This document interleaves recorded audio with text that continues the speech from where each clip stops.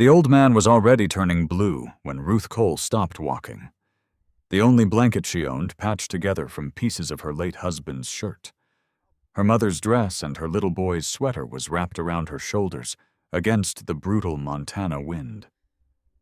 She looked at the shivering stranger curled beneath an abandoned bus shelter, then slowly took the blanket off and laid it over him without saying a word. That night, Ruth nearly froze inside her tiny trailer. By sunrise, a black sedan rolled onto the gravel outside her home. A gray-haired lawyer stepped out, holding the same patched blanket in his hands. Before we continue, tell me where you're watching from and what your local time is. And if stories about ordinary kindness changing extraordinary lives speak to your heart, I'd love to have you join us for the journey ahead. Every weekday at exactly 4:45 p.m., Ruth Cole wound the old brass alarm clock sitting on the narrow shelf beside her bed. The clock had belonged to her father, and although its glass face was cracked, it had never failed to wake her. She always smiled faintly when she heard its sharp ticking fill the silence of the trailer. "It still has work to do," she often whispered. The trailer itself had seen better decades. It rested at the edge of Cedar Ridge Trailer Park, just outside the small Montana town of Livingston, where winter seemed to arrive early and refuse to leave. Rust streaked the aluminum siding. The wooden steps leaned slightly to one side. A single porch light flickered whenever the wind blew hard enough, which happened almost every evening between November and March. Most people driving past barely noticed it. To them, it was simply another aging trailer occupied by another forgotten woman trying to survive another difficult winter. Inside, however, everything had a place. The tiny kitchen smelled faintly of cinnamon because Ruth always sprinkled a little into the coffee grounds before brewing them. The old refrigerator hummed louder than it cooled. A calendar from the local church hung beside the sink, every bill carefully written on each date in neat blue ink. December 8th, electric bill. December 12th, lot rent. December 18th, truck insurance. December 22nd, heating fuel. Every payment had a number beside it. Every number had already been calculated 3 different ways. Ruth never complained about money. She simply treated it like another weather forecast. Sometimes sunny, usually cold. Her paycheck from Mountain Fresh Industrial Laundry arrived every other Friday. After taxes, it averaged $618. She could have earned a little more working in Billings, nearly 2 hours away, but that would have required a newer vehicle and higher fuel costs. Staying in Livingston meant earning less, yet spending less too. She had learned years ago that survival often depended more on arithmetic than luck. At 5:20 every afternoon, she started her 15-year-old pickup truck. The faded blue Ford coughed twice before the engine finally caught. "Come on, old girl," Ruth said every evening, patting the steering wheel. The truck always answered with another stubborn cough before settling into a rough idle. It was almost like the two of them had made a silent agreement. As long as one kept going, so would the other. The drive to the laundry plant took exactly 19 minutes if the roads were clear. She knew every bend in the highway, every fence, every lonely mailbox, every cottonwood tree whose branches turned silver whenever snow clouds rolled over the mountains. Mountain Fresh Industrial Laundry wasn't glamorous. The building processed linens for hospitals, hotels, nursing homes, and restaurants across 3 counties. The work was loud, hot, endlessly repetitive. Industrial dryers roared like jet engines. Steam floated through the ceiling beams. The smell of detergent clung to every worker long after their shift ended. Ruth never minded. There was dignity in clean sheets. There was comfort in knowing that somewhere a child in a hospital would sleep beneath blankets she had folded. She arrived every evening 10 minutes early, without exception. Linda Evans, the floor supervisor, noticed. "You know," Linda once said while checking inventory, "I've been managing this place for 14 years. Ruth looked up from stacking towels. "I've never once seen you late." Ruth smiled. "My husband used to say if people can trust your time, they'll eventually trust your heart," Linda nodded quietly. She remembered that sentence. Not because it sounded poetic, because Ruth lived it. Most workers spent their breaks scrolling through their phones. Ruth carried a paperback novel she had borrowed from the public library. Sometimes she knitted. Sometimes she repaired loose buttons on her work jacket. Sometimes she simply watched the snowfall through the break room window. The younger employees occasionally asked why she never bought herself anything new. She would shrug. I already own enough. No one realized that enough had become Ruth's favorite word after losing almost everything. Years earlier, her husband Daniel had worked as a volunteer firefighter. He never came home after responding to a highway accident during a blizzard. 3 winters later, illness took their only son, Noah. He had been just 11. Doctors called it complications. Ruth never blamed anyone. Grief had taught her that blame never warmed an empty house. After Noah's funeral, she packed away almost every reminder. Almost.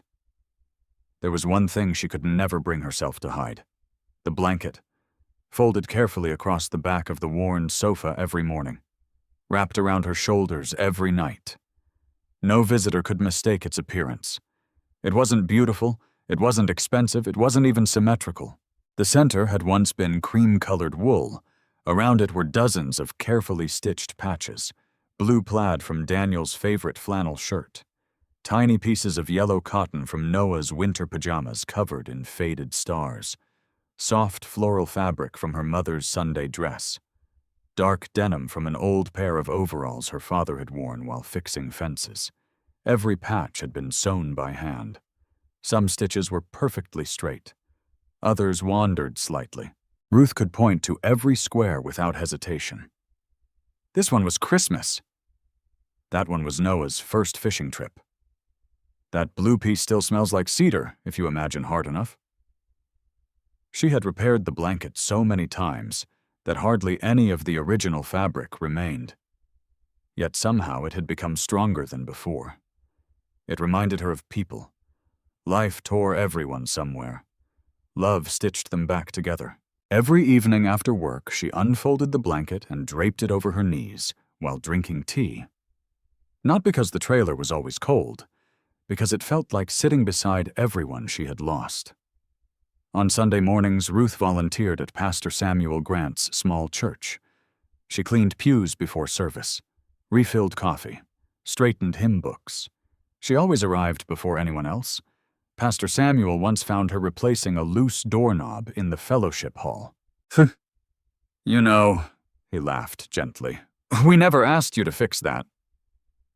Ruth wiped her hands on an old towel. I noticed people struggling with it. So you fixed it. She smiled. It bothered me. The pastor looked at her thoughtfully.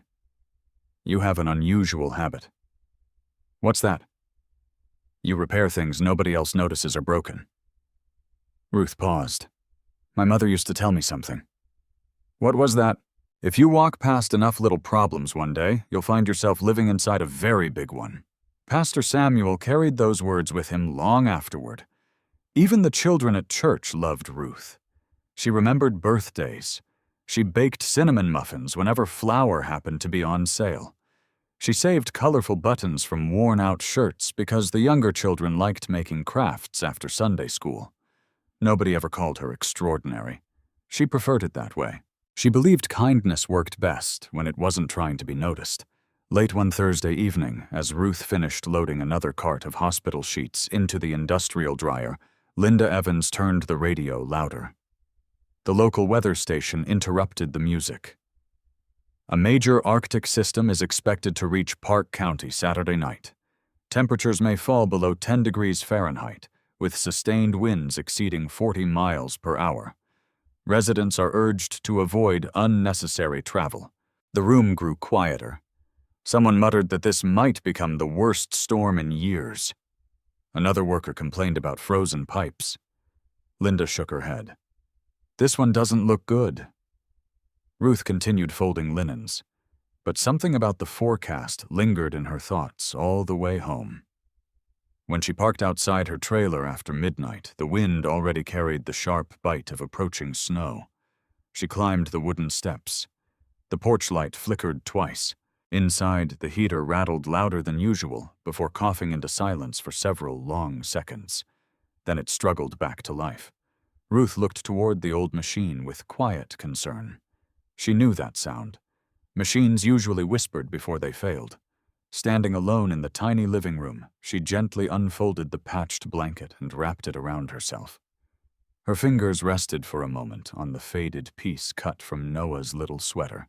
Outside, the first snowflakes of the coming storm drifted silently across the dark Montana sky. Ruth had no way of knowing that within 48 hours this blanket would leave her hands and begin changing the course of countless lives.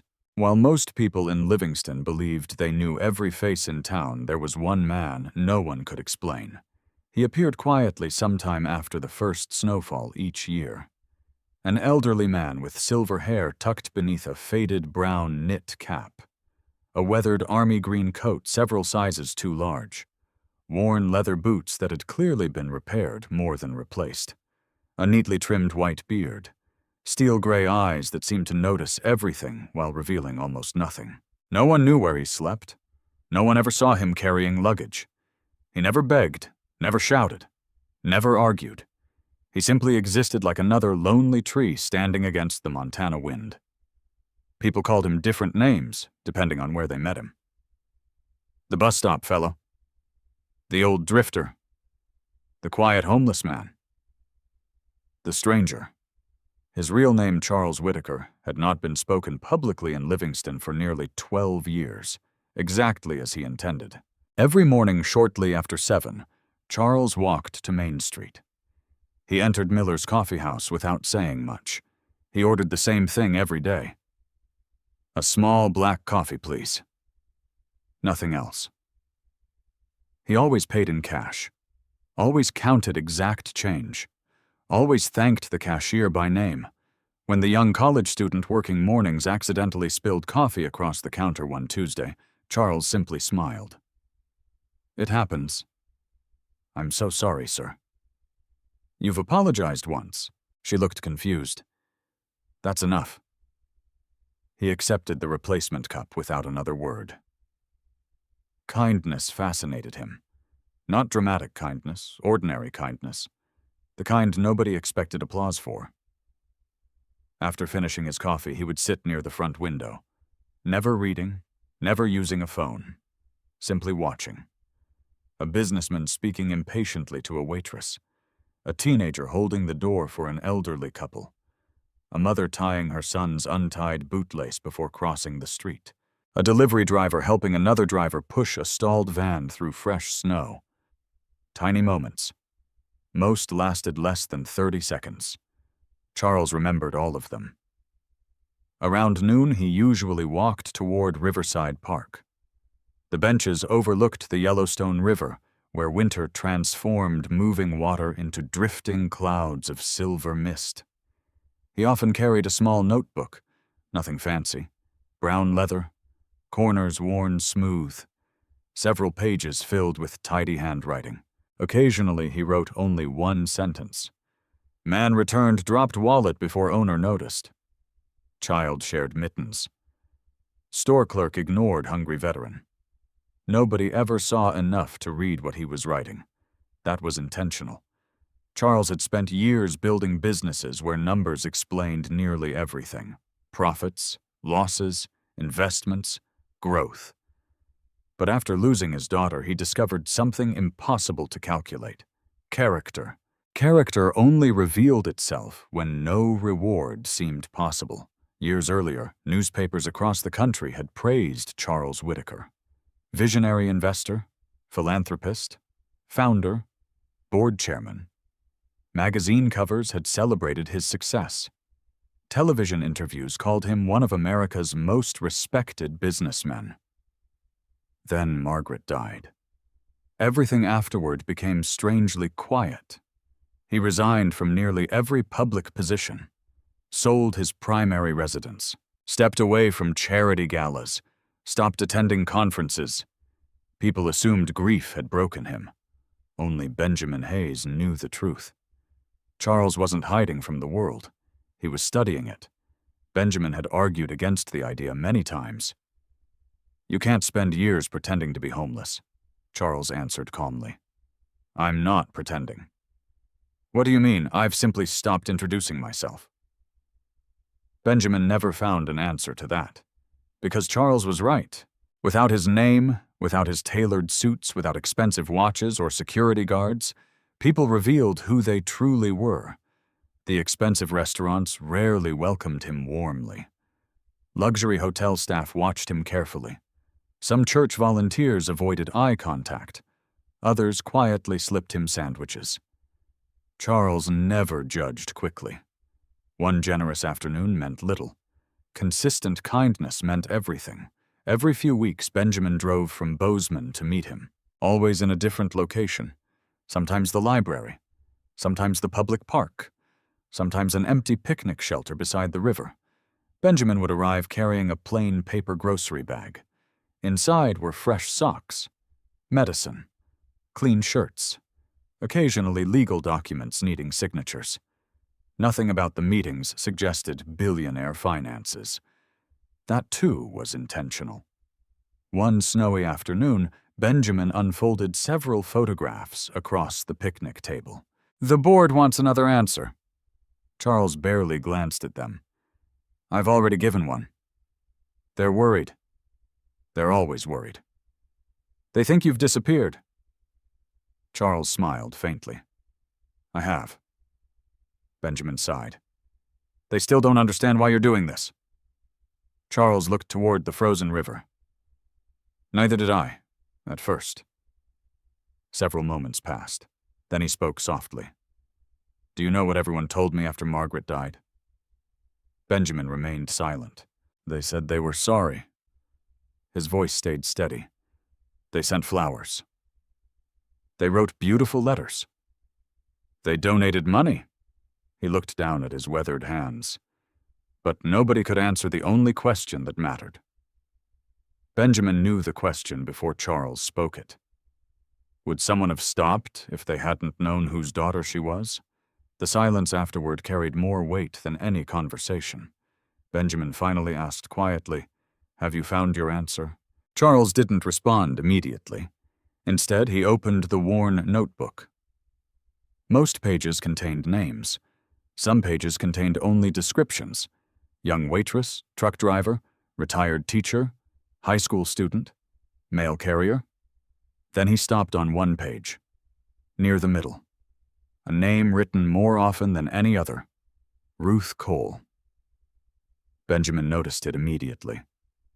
"You've written about her again." Charles nodded. "She's unusual.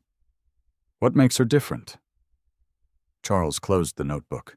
"She doesn't help people because they need saving." Benjamin frowned slightly. "What do you mean?" "She helps them because she believes they're worth noticing." That distinction mattered deeply to Charles.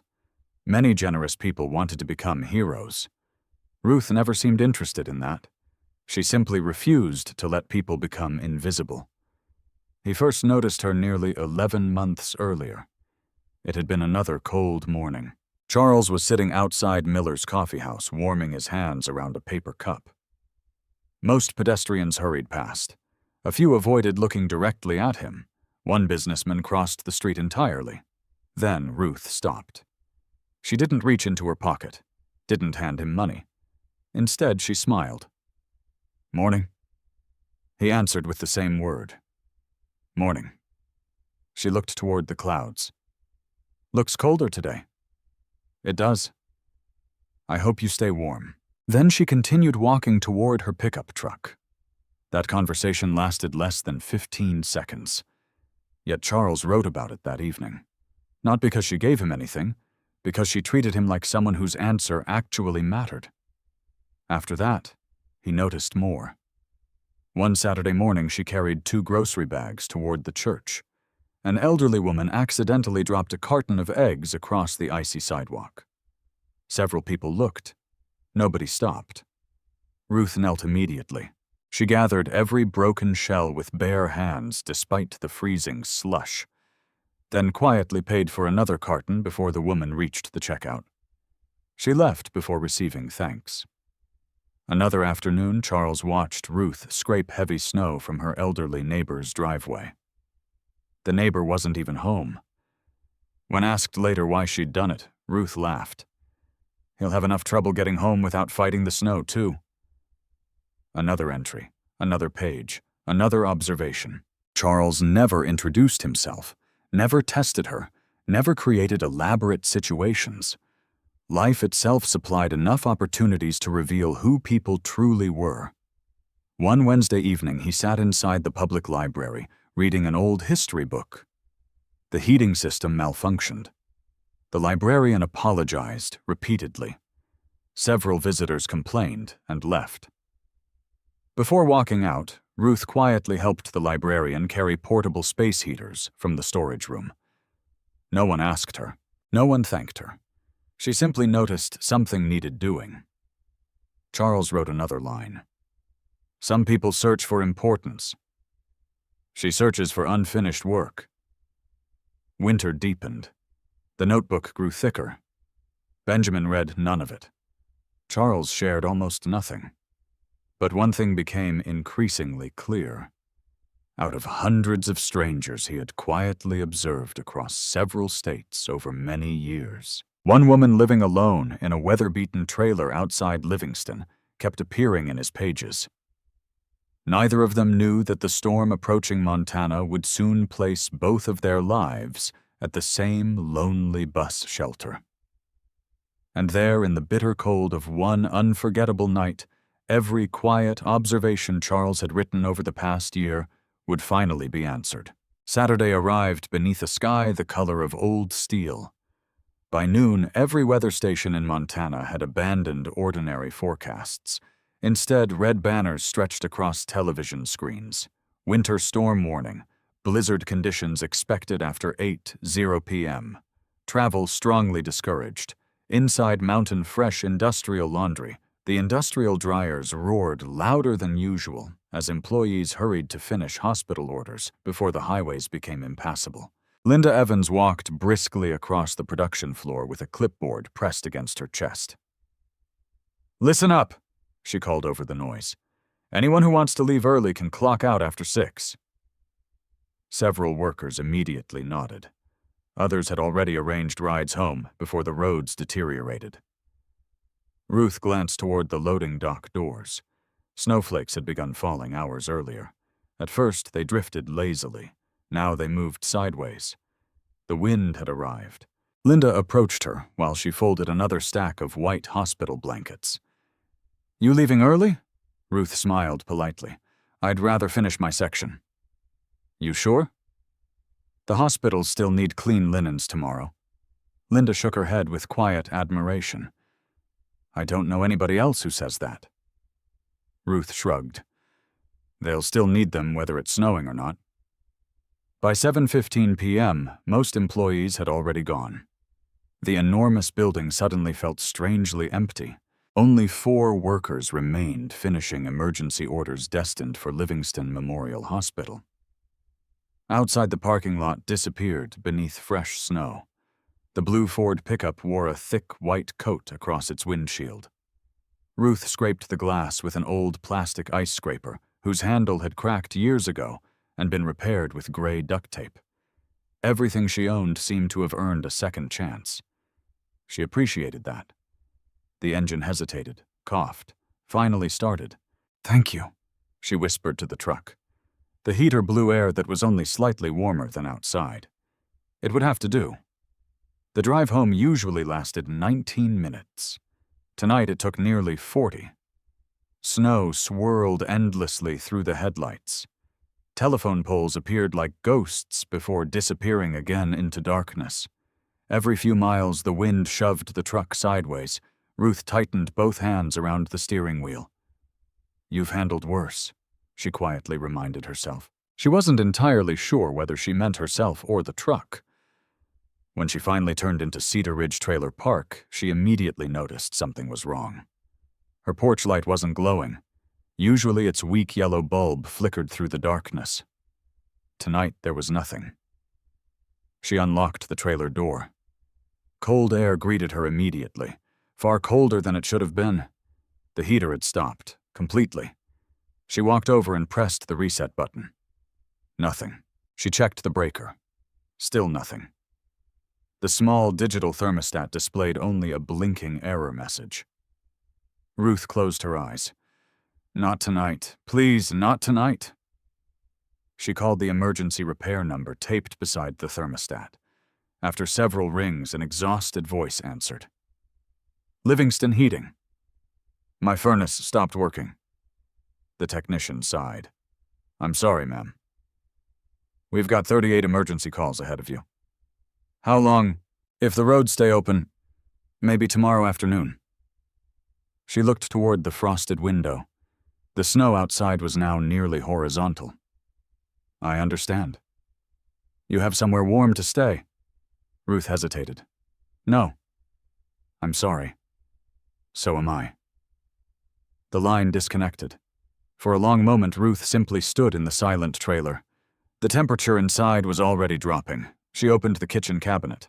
1 can of tomato soup, half a loaf of bread, tea bags. Enough. Always enough. She heated the soup on the gas stove, wrapped herself in the patched blanket, and sat quietly at the tiny table. The warmth from the bowl slowly reached her hands. She glanced toward the calendar. Electric bill, lot rent, insurance. There wasn't room in next month's budget for replacing a furnace. She would figure something out. She always did. Around 8:45 p.m., the lights flickered once, twice, then steadied again. The wind outside screamed against the aluminum walls. The trailer trembled gently. It sounded almost like someone knocking. Ruth stood and looked through the window. Nothing. Only snow. She considered staying inside. Pastor Samuel had warned everyone not to travel. The governor had declared a weather emergency. No reasonable person would be outside tonight.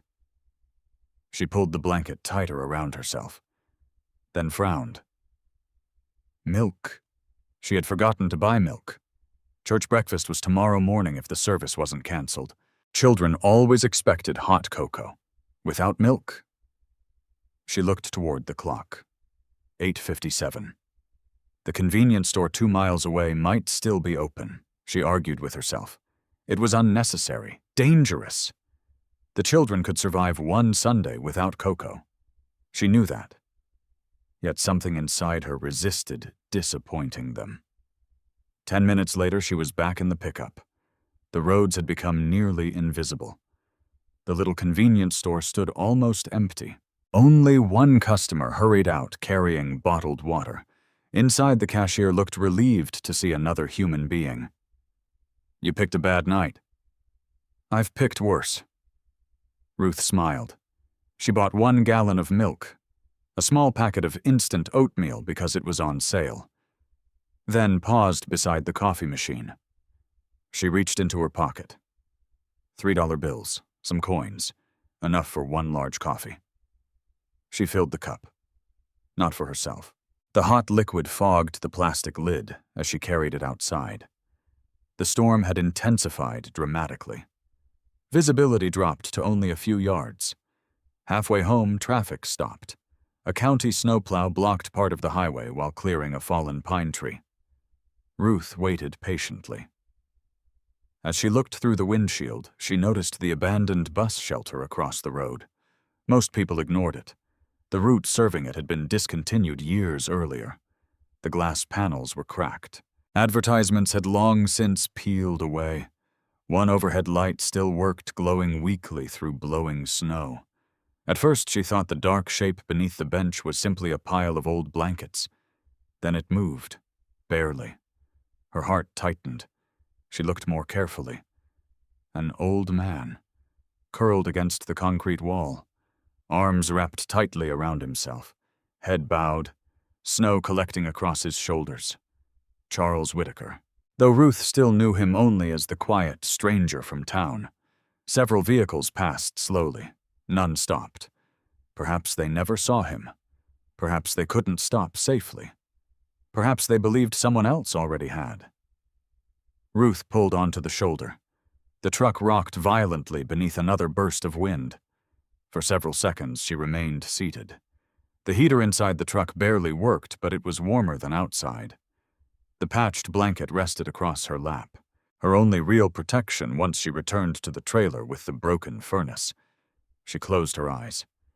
The technician's words echoed back. "You have somewhere warm to stay?" No, neither did he. She stepped into the storm. The wind stole her breath immediately. Snow struck her face like handfuls of tiny needles. She fought her way toward the shelter. "Sir." No response. She knelt. The old man's lips had turned pale. His hands shook uncontrollably. His breathing came in shallow, uneven bursts. He slowly opened his eyes. Recognition flickered there. "You?" he whispered. "The coffee lady." Ruth smiled despite the freezing wind. "I guess that's me." "You shouldn't," his voice barely existed, "be out here." "Neither should you." Charles attempted to laugh, but only managed a weak cough. "My legs." They gave up. Ruth looked around. No signal on her phone. The storm had overwhelmed the network. No nearby traffic. No one else coming. She glanced down at the blanket around her shoulders. Every patch carried a memory. Daniel, Noah, her mother, her father. Years of grief sewn together by patient hands. She gripped it tightly. For one painful moment, she simply couldn't move. She remembered wrapping Noah inside this same blanket when he had fallen asleep on long drives. She remembered Daniel covering her shoulders with it during their first winter in the trailer. This wasn't just fabric. It was home. It was family. It was everything she had left. The wind howled louder. Charles's trembling became weaker. Not stronger. Weaker. Ruth heard her mother's voice as clearly as if she were standing beside her. "Warmth grows when it is shared. Slowly, very slowly." She untucked the blanket from around her own shoulders. The icy air instantly bit through her coat. Without saying anything dramatic, without expecting gratitude, she gently wrapped the patched blanket around Charles instead, carefully pulling every corner close beneath his chin. His eyes widened. "You'll freeze." Ruth picked up the untouched cup of hot coffee she had bought only minutes earlier. She pressed it into his shaking hands. "Drink slowly." You don't owe me anything." She stood. The wind immediately found every place the blanket had once protected. For a second, Charles reached toward her with trembling fingers, but no words came, only tears that disappeared almost instantly into the falling snow. Ruth simply smiled once more, then turned toward the darkness, leaving behind the warmest thing she owned. The cold reached Ruth long before she made it back to her pickup. Without the patched blanket around her shoulders, the Montana wind seemed to find every opening in her coat. It slipped through the collar, crawled beneath her sleeves, and settled deep into her bones. By the time she climbed behind the steering wheel, her fingers had become so stiff that she struggled to fit the key into the ignition. The old Ford hesitated. Once, twice. On the third attempt, the engine finally growled awake. "Thank you," Ruth whispered through chattering teeth. The heater answered with little more than a tired sigh. She held both hands in front of the vent anyway. Even a weak stream of lukewarm air felt like a blessing. Snow pounded against the windshield faster than the wipers could clear it. The road home had almost disappeared. Streetlights became blurry circles floating in white darkness. More than once, Ruth had to slow almost to a crawl, simply to guess where the pavement ended and the ditch began. Her thoughts kept returning to the old man. Had he managed to drink the coffee? Would someone else stop? Would an ambulance find him before the temperature dropped even further? She wanted to believe the answer was yes. She had to believe it. Otherwise, giving away the blanket would feel unbearably small against a storm so enormous. 28 anxious minutes later, she turned into Cedar Ridge Trailer Park. The wind had sculpted drifts nearly 2 feet high around the trailers. She parked beside her porch and immediately noticed something worse than before. The windows were completely covered in frost from the inside. Inside. That meant the trailer had become nearly as cold as the outdoors. When Ruth opened the front door, a blast of icy air met her face. Her breath instantly formed white clouds inside the living room. She walked directly to the furnace, pressed the reset switch again. Nothing. She knelt beside it, checked the pilot light. Still dead. The silence from the old heater somehow sounded louder than its usual rattling. She wrapped her arms around herself. The patched blanket was gone. For the first time in nearly 15 years, the worn sofa looked strangely empty. Its absence startled her more than she expected. She could almost picture it lying across Charles's shoulders. That thought softened something inside her. "At least it's doing what it was made to do," she murmured. She filled a kettle with water and placed it on the gas stove. The blue flame became the warmest thing in the trailer. After boiling, she poured the water into 2 old mason jars, wrapped them in kitchen towels, and tucked one beneath each arm while sitting at the table. It was an old trick her mother had taught her. Not comfortable. Just enough. She changed into 2 pairs of wool socks, 3 sweaters, a knitted hat, a thick scarf she normally wore outdoors. Then she crawled into bed wearing almost everything she owned. Still, the mattress felt like ice. She tucked her hands beneath her knees to keep them warm. The wind rattled the aluminum walls all night. Around 1:40 a.m., another violent gust shook the trailer hard enough to wake her. She glanced toward the sofa. Her eyes instinctively searched for the blanket. Nothing. Only worn upholstery catching faint moonlight through the frosted window. She closed her eyes again. For one brief moment, grief returned unexpectedly.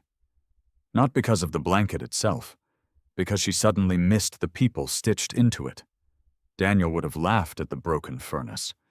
Then he would have somehow repaired it, using little more than determination and a borrowed wrench. Noah would have insisted they build a blanket fort around the heater, even in winter, especially in winter. Ruth smiled in the darkness.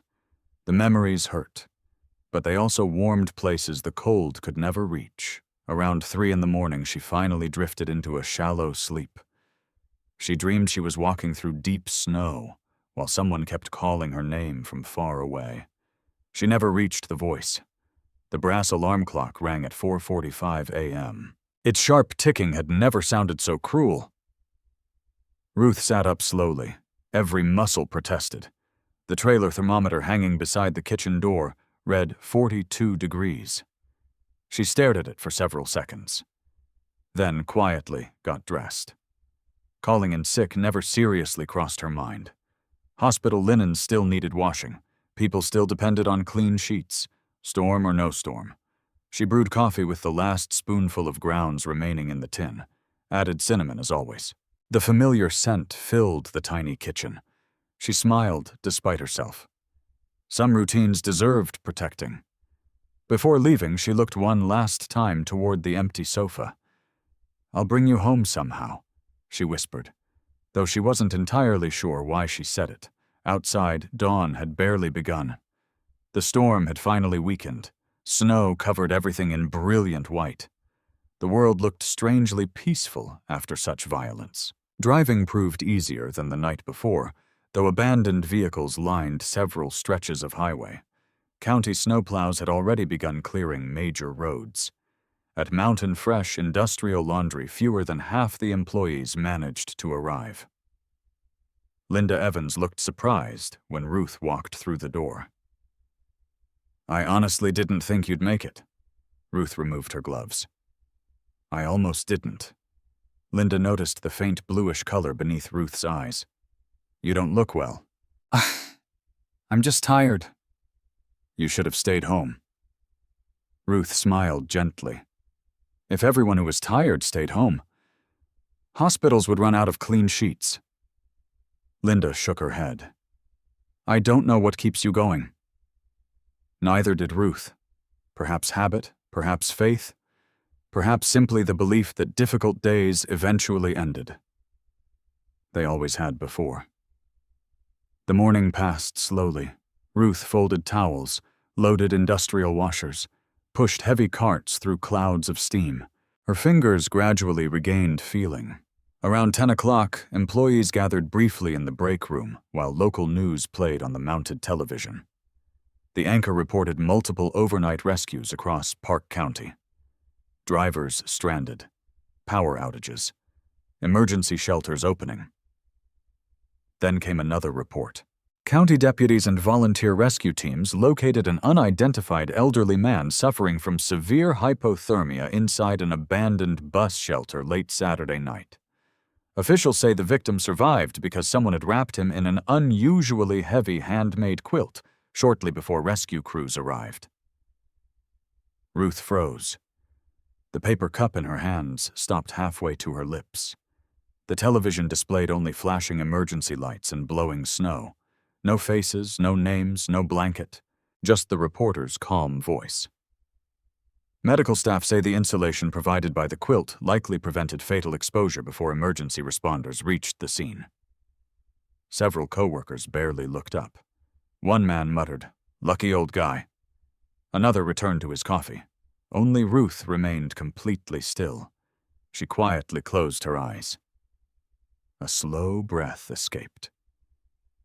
He's alive. That was enough. Nothing else mattered. Across town, inside Livingston Memorial Hospital, Charles Whitaker opened his eyes beneath warm white blankets. The room smelled faintly of antiseptic and coffee. Machines beeped softly beside his bed. Officer Jake Morrison stood near the doorway, speaking with a nurse. "You gave us a scare." Charles managed a weak smile. "So I've been told." "You remember your name?" "Yes." "You have family we can call?" Charles looked toward the frost-covered window. "Yes." After a pause, he added one more sentence. "My attorney."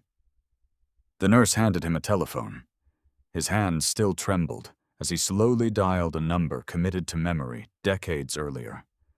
Benjamin Hayes answered on the second ring. "Benjamin speaking." Charles's voice was weak but steady. "It's time." There was silence. Then Benjamin asked only one question. "Did you finally find her?" Charles looked toward the chair where the patched blanket had been carefully folded by the nurse. His tired eyes rested on the faded blue square cut from Daniel's old flannel shirt. "Yes," he said softly. "I found the one we've been waiting for." Benjamin Hayes reached Livingston shortly after sunrise the following morning. The roads were still lined with towering walls of snow left behind by county plows. Ice clung to pine branches sparkling beneath a pale winter sun that seemed almost embarrassed after the violence of the previous night. His black sedan moved slowly through Cedar Ridge Trailer Park. Benjamin rarely drove himself anymore. Most days a chauffeur handled the long distances between law offices, trust meetings, and court appointments. Today was different. Charles had given only one instruction before falling asleep in the hospital. "Go yourself. Take the blanket. And don't tell her who I am." Benjamin had practiced law for nearly 30 years. He had negotiated billion-dollar transactions, settled inheritance disputes that tore families apart, cross-examined executives whose companies employed thousands, yet somehow driving toward a weathered trailer with a handmade blanket folded on the passenger seat made him more nervous than any courtroom ever had. He parked beside an aging blue pickup truck whose windshield still carried traces of packed snow. The trailer looked exactly as Charles had described in his notebook: weathered aluminum siding, crooked wooden steps, a tiny porch, a faded wreath still hanging on the door, although Christmas had passed weeks earlier. Nothing about the place suggested wealth. Everything about it suggested care. Someone had swept snow from the steps before leaving for work. Flower pots sat neatly against one wall, despite containing nothing but frozen soil. Even the old mailbox had been freshly painted sometime during the previous summer. Benjamin picked up the blanket carefully. The stitches immediately drew his attention. He had expected an ordinary quilt. Instead, he found something else entirely. No two patches matched. Some pieces were thick wool, others were faded cotton. One corner had obviously been repaired several different times using thread that didn't even match the surrounding fabric. It wasn't professionally made. It was patiently loved. He gently traced one faded blue square with his fingertips. The thread around it had been reinforced so often that tiny ridges could be felt beneath the cloth. Who repairs the same blanket this many times? Only someone who cannot bear to lose what it represents. Benjamin walked onto the porch and knocked softly. No answer. He knocked again. Still silence. The trailer remained completely still. A neighboring door opened across the narrow gravel lane.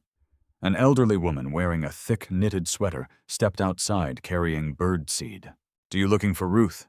Benjamin smiled politely. "I am." "She's already at work." He checked his watch. It was barely 8:30. "She works Sundays." The woman chuckled. "When there's overtime."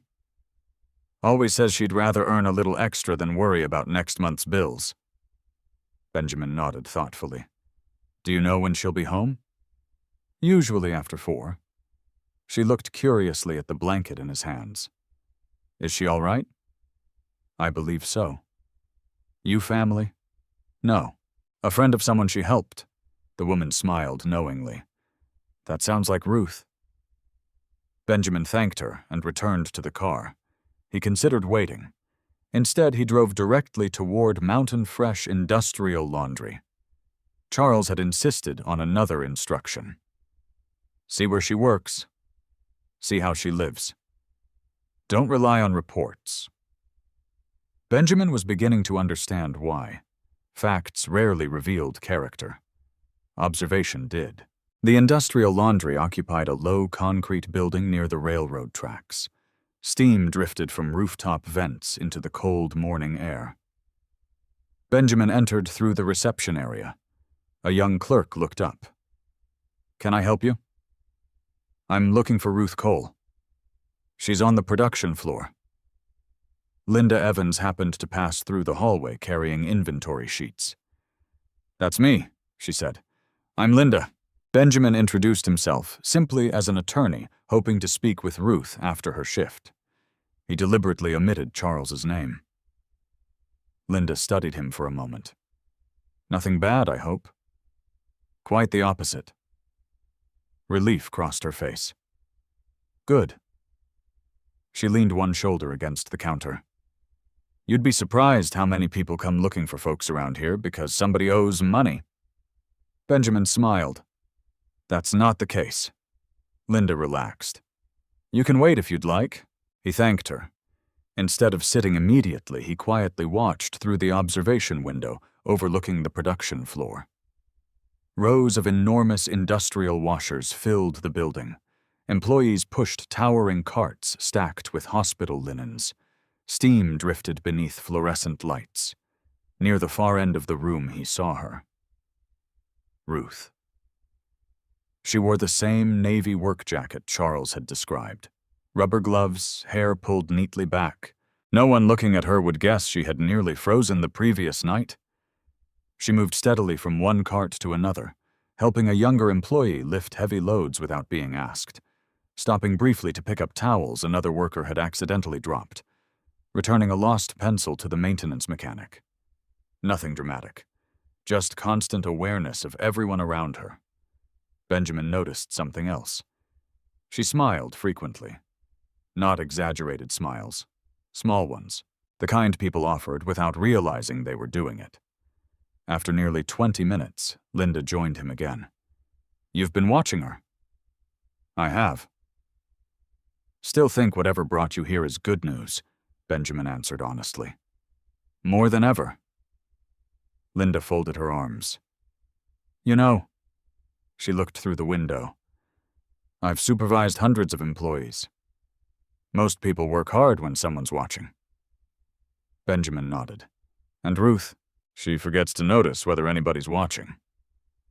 Benjamin quietly remembered that sentence.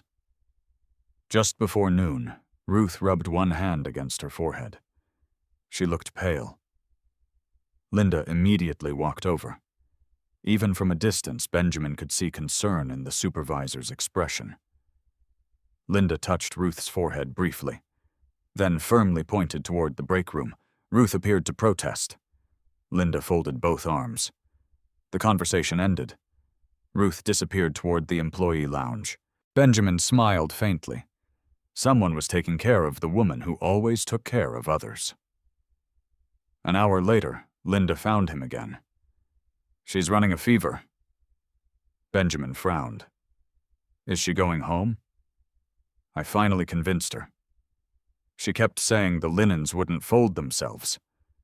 Benjamin almost laughed. That sounded exactly like Charles's notebook, always worried about unfinished work. He thanked Linda for her kindness. Before leaving, she hesitated.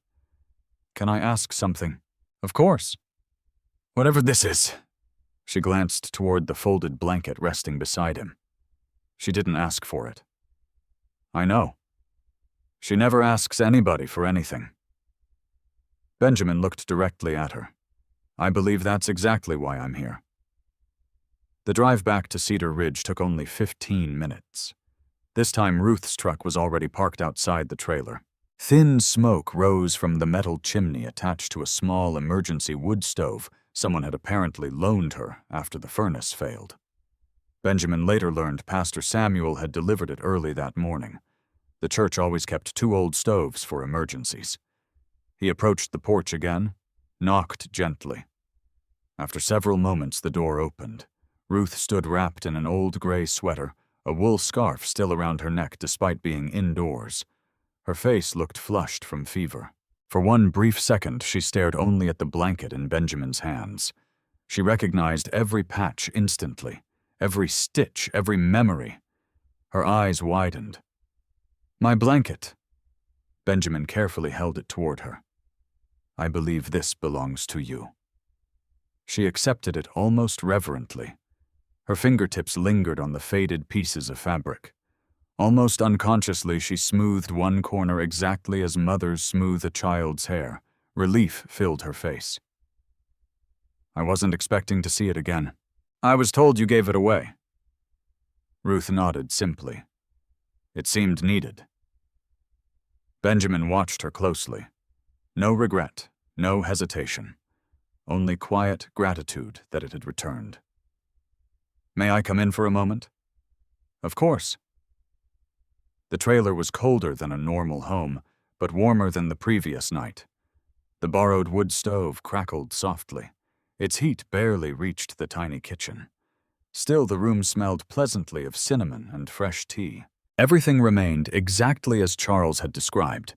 Simple, clean, orderly. Ruth placed the blanket back across the sofa almost instinctively.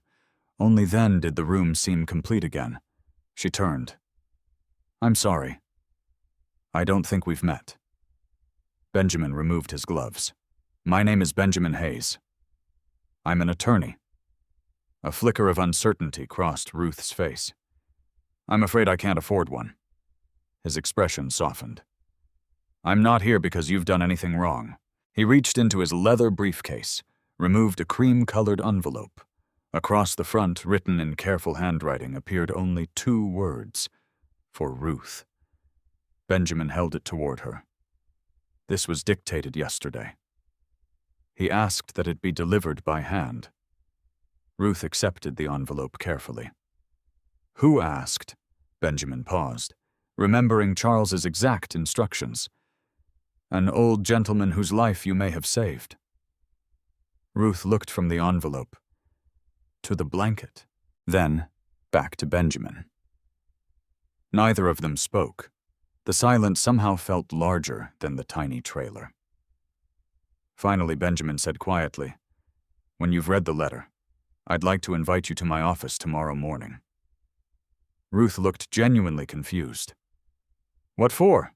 Benjamin offered only the smallest smile. "Because I believe your life is about to change. After Benjamin left, silence settled over the trailer once again. Only the gentle crackling of the borrowed wood stove disturbed the quiet. Ruth stood exactly where he had left her, the cream-colored envelope resting lightly in her hands. The blanket lay folded across the sofa once more. For a long moment, she simply looked at it. She reached over and rested one hand upon the faded patches. The familiar texture steadied her breathing. Only then did she carefully open the envelope. Inside was a single sheet of thick stationery. The handwriting was elegant, but slightly unsteady. Dear Ruth, you probably know me only as the quiet old man who often sat outside Miller's coffee house. Yesterday, during the coldest night of this winter, you gave me the warmest thing you owned. Most people would describe your gift as a blanket. They would be mistaken. You gave away memories. You gave away comfort. You gave away part of your own home. You did all of this without asking my name, without expecting repayment, and without knowing whether anyone would ever witness your kindness. Very few people understand the difference between giving what is convenient and giving what is precious. You do. If your health allows, I hope you will meet my attorney tomorrow morning. There is something I have wanted to tell you for a very long time. With gratitude, Charles. Ruth lowered the letter slowly. She read it again, then a third time. For a strange moment, she almost laughed. A very long time she had known the old man, for less than a year. What could he possibly mean? She folded the letter carefully and slipped it back into the envelope. Questions crowded her thoughts. Why an attorney? Why had the old man written as though he already knew her? What could be important enough to require such formality? None of it made sense. She placed the envelope beside the brass alarm clock before preparing another cup of tea. That evening, Pastor Samuel stopped by to check on her. He carried another bundle of firewood balanced across one shoulder. I figured this little stove might get hungry. Ruth smiled warmly. You always arrive before I know I need help. The pastor laughed. I've had good teachers. After stacking the firewood beside the stove, he noticed the envelope resting on the kitchen table. Everything all right? I think so. She briefly explained Benjamin's visit, the returned blanket, the mysterious letter, the invitation. Pastor Samuel listened without interruption. When she finished, he leaned back quietly. What do you think he wants? I honestly don't know. Are you worried? A little. He nodded thoughtfully. Sometimes unexpected blessings feel suspicious because we've spent too many years expecting disappointment. Ruth considered those words. They do. The pastor smiled gently. I'd go. So would I. And if all he wants is to thank you, that would already be more than necessary. Pastor Samuel looked toward the patched blanket. I've always liked that old quilt. It isn't much. He shook his head. No. It isn't much fabric. But it's an awful lot of love. Those words stayed with Ruth after he left. The next morning dawned clear and bright. The blizzard had passed. Sunlight reflected from untouched snow until the entire valley seemed wrapped in silver. Ruth dressed in her nicest clothes. There were not many choices. Dark blue slacks, a cream sweater her mother had knitted years before, her only wool coat. Before leaving, she hesitated beside the sofa. Almost without thinking, she folded the patched blanket and placed it neatly inside a cedar chest. Something told her it would be safer there. Benjamin's office occupied the second floor of a restored brick building overlooking Livingston's historic downtown. The polished wood floors and framed legal certificates immediately made Ruth feel out of place. A receptionist greeted her warmly. Mrs. Cole.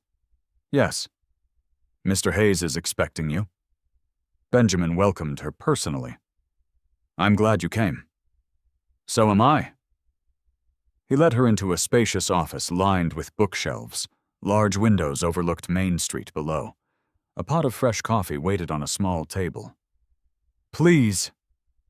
Sit wherever you're comfortable. She chose the chair closest to the window. Benjamin poured 2 cups. Neither spoke immediately. Finally, Ruth asked the question that had occupied her mind all night. "Who is Charles?" Benjamin held his coffee for several seconds before answering. "That question has a very long answer. I have time." He nodded slowly. Charles Whitaker is 78 years old. He founded Whitaker Industrial Holdings 43 years ago. Ruth frowned politely. "I'm sorry. I've never heard of it." Benjamin smiled. "Most people haven't. They've heard the names of the companies, not necessarily the holding company behind them." He walked toward a bookshelf and removed a large annual report. Inside were photographs of dozens of businesses: manufacturing, transportation, medical equipment, renewable energy, insurance, foundations, scholarship programs. Benjamin placed the report in front of her. "All of these belong to the Whitaker Family Trust." Ruth looked from the pages back to Benjamin. "I still don't understand," he answered quietly. "Charles built one of the largest privately held family organizations in the western United States." She stared. "The old man." "Yes." "The man at the bus shelter." "The man everyone assumed was homeless." Benjamin nodded. "The same man." For several moments, Ruth simply looked at him. "I don't believe you.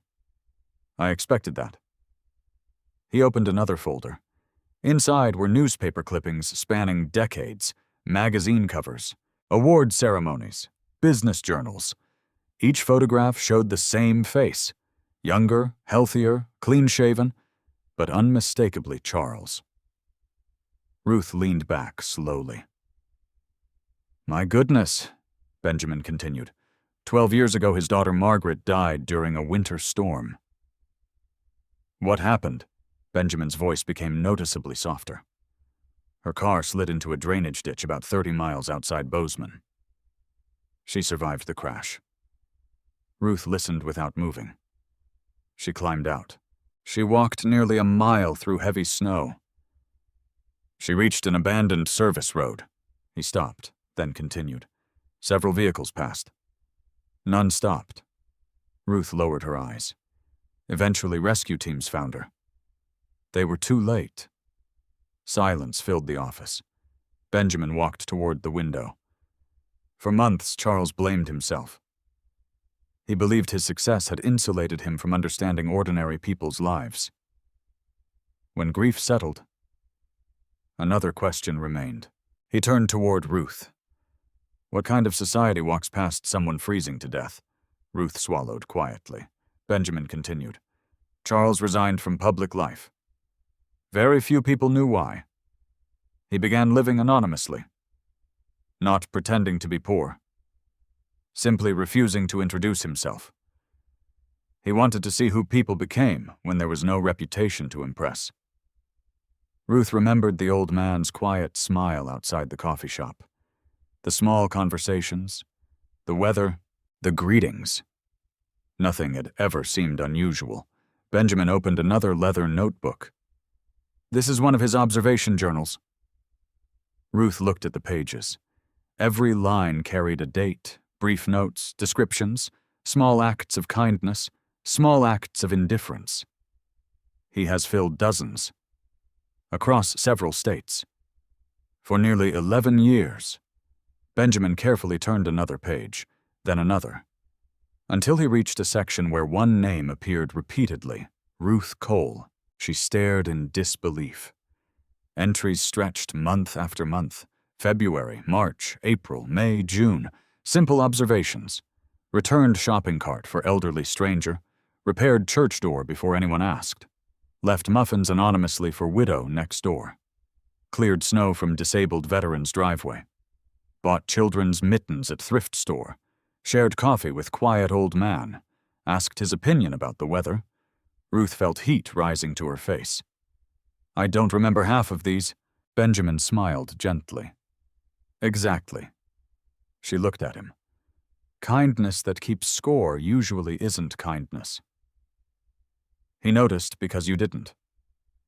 Another page, another entry, then another. Finally, Benjamin stopped near the most recent date. The handwriting trembled more than earlier pages. Storm approaching. I hope she goes straight home tonight. The final entry followed. She gave away the blanket. Not because it was old, because it was all she had. I have finally found proof that compassion still survives when nobody is watching. Benjamin quietly closed the notebook. Yesterday wasn't the reason Charles chose to meet you. Ruth looked up slowly. It was simply the last answer to a question he had been asking for 11 years. Tears gathered in her eyes. She whispered almost to herself, "He'd been watching me all this time." Benjamin nodded. "Not to judge you. To learn whether people like you still existed." The room fell silent once more. Outside the window, snow continued melting beneath the first warm sunlight since the storm. Neither of them yet realized that the greatest surprise Charles had planned for Ruth still lay ahead. 3 days later, Benjamin Hayes drove Ruth to Bozeman. He refused to explain exactly where they were going. "It will make more sense if you see it for yourself," he said. The morning sky was brilliantly clear. Fresh snow covered the Gallatin Valley like an untouched white blanket, broken only by dark evergreen forests and distant mountain ridges. Ruth sat quietly in the passenger seat. She had borrowed a nicer coat from Pastor Samuel's wife. Her own winter boots had been polished the previous evening until they almost looked new. She still felt completely out of place. The sedan eventually turned through a pair of wrought iron gates onto a long, tree-lined driveway. At the far end stood an elegant stone building overlooking a frozen lake. It was neither a mansion nor a corporate headquarters. Instead, it carried the quiet dignity of a place built to last generations. A bronze plaque beside the entrance read, "Whitaker Family Trust." Ruth stared silently. Benjamin parked. "They're waiting."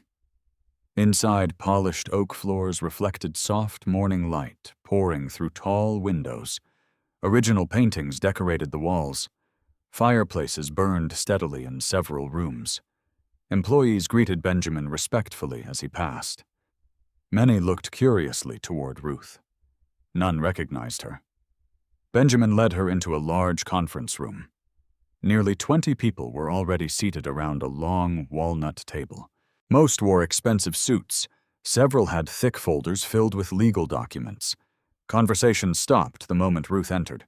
She immediately sensed she did not belong. Benjamin spoke calmly. "Good morning." A gray-haired woman near the far end adjusted her glasses. "And this is Ruth Cole." Several people exchanged puzzled looks. One man quietly whispered to another. Neither bothered lowering his voice enough. The laundry worker. "So that's her." Ruth heard every word. Benjamin ignored them. At the head of the table sat Charles. Not the man from the bus shelter. Not quite. He still wore simple clothes, but they were clean and neatly pressed. His beard had been trimmed. His posture looked stronger after several days in the hospital. The moment he saw Ruth, his face brightened. He stood slowly. "Good morning." She smiled warmly. "It's good to see you feeling better." "I owe that to you." Ruth shook her head. "No, you owe that to the rescue team." Charles smiled. "They wouldn't have found me alive." The room fell silent. Many trustees clearly had no idea what either of them meant. Charles motioned toward the chair beside him. "Please." "Sit here." Ruth hesitated. "I'm fine anywhere." "I insist." She reluctantly accepted. The board members watched the exchange carefully. One of them, Thomas Reed, cleared his throat. "Charles." His tone remained respectful but cautious. "We've delayed this quarterly meeting twice already." "I know. I appreciate everyone's patience." Charles looked slowly around the table. "I asked you here today because an important decision can no longer wait." A woman named Olivia Brooks folded her hands. We assumed we'd finally discuss succession planning. We will. Thomas nodded. The trust oversees nearly $6 billion in assets. Exactly. We need clarity. Charles leaned back calmly. You'll have it. Benjamin distributed identical folders to everyone. Each bore the title Proposed Amendment to the Whitaker Family Trust. Paper rustled throughout the room. Several trustees began reading immediately. Within seconds, expressions changed. Confusion, surprise, disbelief, then open shock. Thomas looked up first. This cannot be correct. It is. Olivia turned another page quickly. You've named... She looked directly toward Ruth. Miss Cole. Charles answered simply. Yes. Thomas removed his reading glasses. Charles, with respect. This woman isn't connected to the family. No? She has no financial background. No. She has never managed a foundation. Correct. And yet you've nominated her to join the Trust's governing council. Charles nodded once. I have. Another trustee leaned forward. This has to be emotional.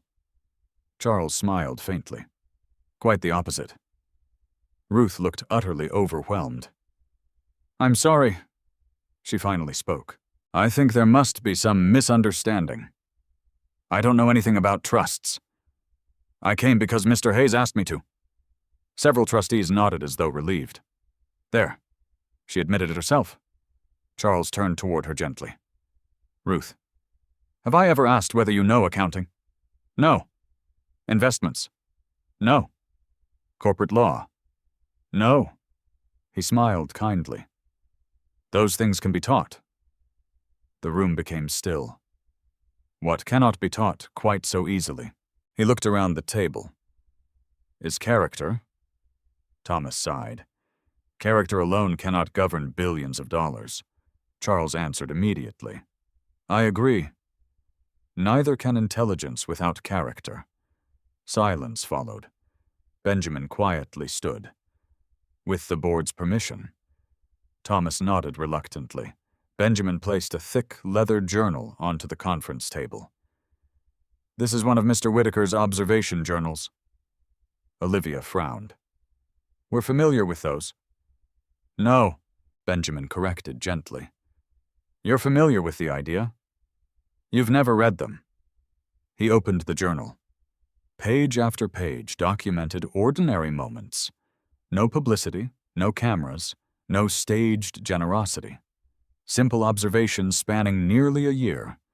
Benjamin read several entries aloud.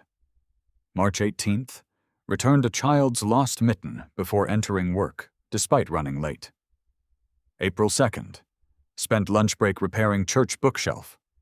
Told nobody. June 11th, bought groceries for elderly neighbor. Asked cashier not to mention her name. September 8th, worked double shift, still volunteered at community dinner. November 27th, visited widow whose family forgot Thanksgiving. The room remained silent. Benjamin continued. December 14th, shared coffee with unknown elderly man. Conversation lasted 4 minutes, made him feel visible. Finally, he read the last entry. January 11th. Gave away only blanket during blizzard. Risked own life, expected nothing. Benjamin closed the journal. No cameras. No reporters. No recognition. He looked around the room. Only choices. Thomas folded his arms. I don't question her kindness. But kindness doesn't qualify someone to oversee charitable assets. Charles finally leaned forward. It qualifies someone to understand why the assets exist. No one answered. Charles continued quietly. When Margaret died, every person at the table straightened. Few had heard him mention his daughter in years. I realized something. I had spent decades building organizations capable of changing thousands of lives. I had invested enormous effort choosing people with exceptional resumes. He paused. I had spent far less effort finding people whose first instinct was compassion. Olivia spoke softly. "You're asking us to trust someone we've never met." Charles nodded. "Exactly. I've spent 11 years meeting strangers. I finally found one worthy of your trust." Thomas looked unconvinced. "With respect. What if she's simply an unusually generous woman?" Charles smiled. "I hope so. Because generosity scales. Greed scales too. The question is which one you want influencing this foundation 50 years from now." Another trustee finally spoke. "What exactly would her role be?" Benjamin answered. "Initially advisory. Learning every division. Meeting scholarship recipients. Reviewing community programs. No unilateral authority. Every decision remained subject to board approval." That eased some visible tension. Still, resistance remained. Thomas closed his folder. "I'd like to postpone any vote." Several others nodded. Charles expected that. "I anticipated your concerns." He slowly stood. For a 78-year-old recovering from hypothermia, his voice remained remarkably steady. "You've trusted my judgment for more than 4 decades." Heads nodded around the room. "You trusted me purchasing companies, creating hospitals, funding universities, building this foundation." He rested one hand upon the journal. "I'm asking for exactly one more act of trust." He looked toward Ruth. "Not because she saved my life." He turned back toward the board. "But because after 11 years searching for someone who still chose kindness when no reward existed." He smiled quietly. "I finally stopped searching." No vote was taken that morning. Instead, the trustees agreed to spend the coming weeks reviewing Charles's journals, interviewing Ruth, and observing the programs she would eventually oversee. As the meeting adjourned, Ruth remained seated, still trying to absorb everything she had heard. She turned toward Charles. "I still don't understand why you chose me." Charles looked at her with gentle eyes. "You've only heard 1 year's worth of the story." He rested his hand upon the worn leather journal. "The rest," he smiled, "is waiting in the notebooks." The following Saturday, Ruth returned to the Whitaker Family Trust. This time she came alone. Benjamin had simply texted the address and one short message. "Charles would like to spend the day with you." No meetings, no presentations, just conversation. When Ruth arrived, a staff member led her past the formal conference rooms into a much older wing of the estate. The atmosphere changed immediately. The polished corporate appearance gave way to warm wood paneling, overflowing bookshelves, and photographs covering nearly every wall. Family vacations, fishing trips, birthday cakes, school plays, Christmas mornings. The billionaire's life suddenly looked surprisingly ordinary. Charles waited beside a fireplace with 2 mugs of cinnamon tea. "I thought coffee had become our tradition," Ruth said with a smile. "It has."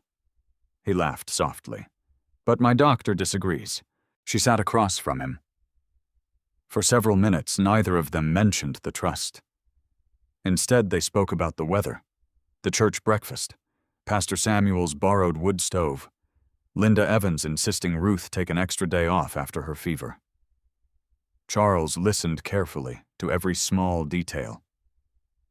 "You notice people," he finally said. "I've noticed that about you." Ruth smiled. "I suppose we were both paying attention." Charles reached beside his chair and lifted a stack of leather-bound journals.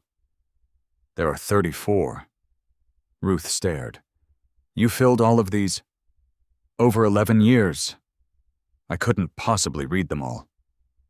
"You don't need to." He handed her the oldest volume. "Just read the first page." The leather had become soft from years of handling. When Ruth opened it, the ink appeared remarkably neat. "January 18th. Today I begin searching for something money cannot purchase. If I cannot find goodness where no one is watching, then everything I built has failed. Ruth slowly looked up. You really believed that? Charles nodded. After Margaret died, he paused before continuing. People kept telling me she had been unlucky. I disagreed. What happened to her wasn't bad luck. It was a chain of ordinary decisions. People decided someone else would stop. Someone else would call. Someone else would care. His voice grew quieter.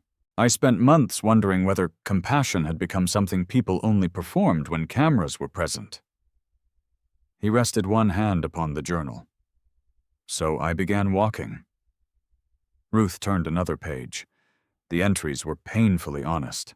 Some described strangers pretending not to see an elderly man struggling with groceries. Others praised tiny moments of unexpected kindness. There were no famous names, only ordinary people, ordinary choices. I wasn't searching for heroes, Charles said. I was searching for habits. Ruth looked puzzled.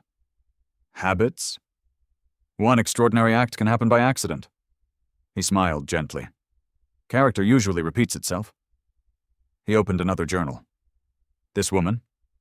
He pointed to an entry. Every Tuesday she visited a nursing home. No publicity. No relatives there.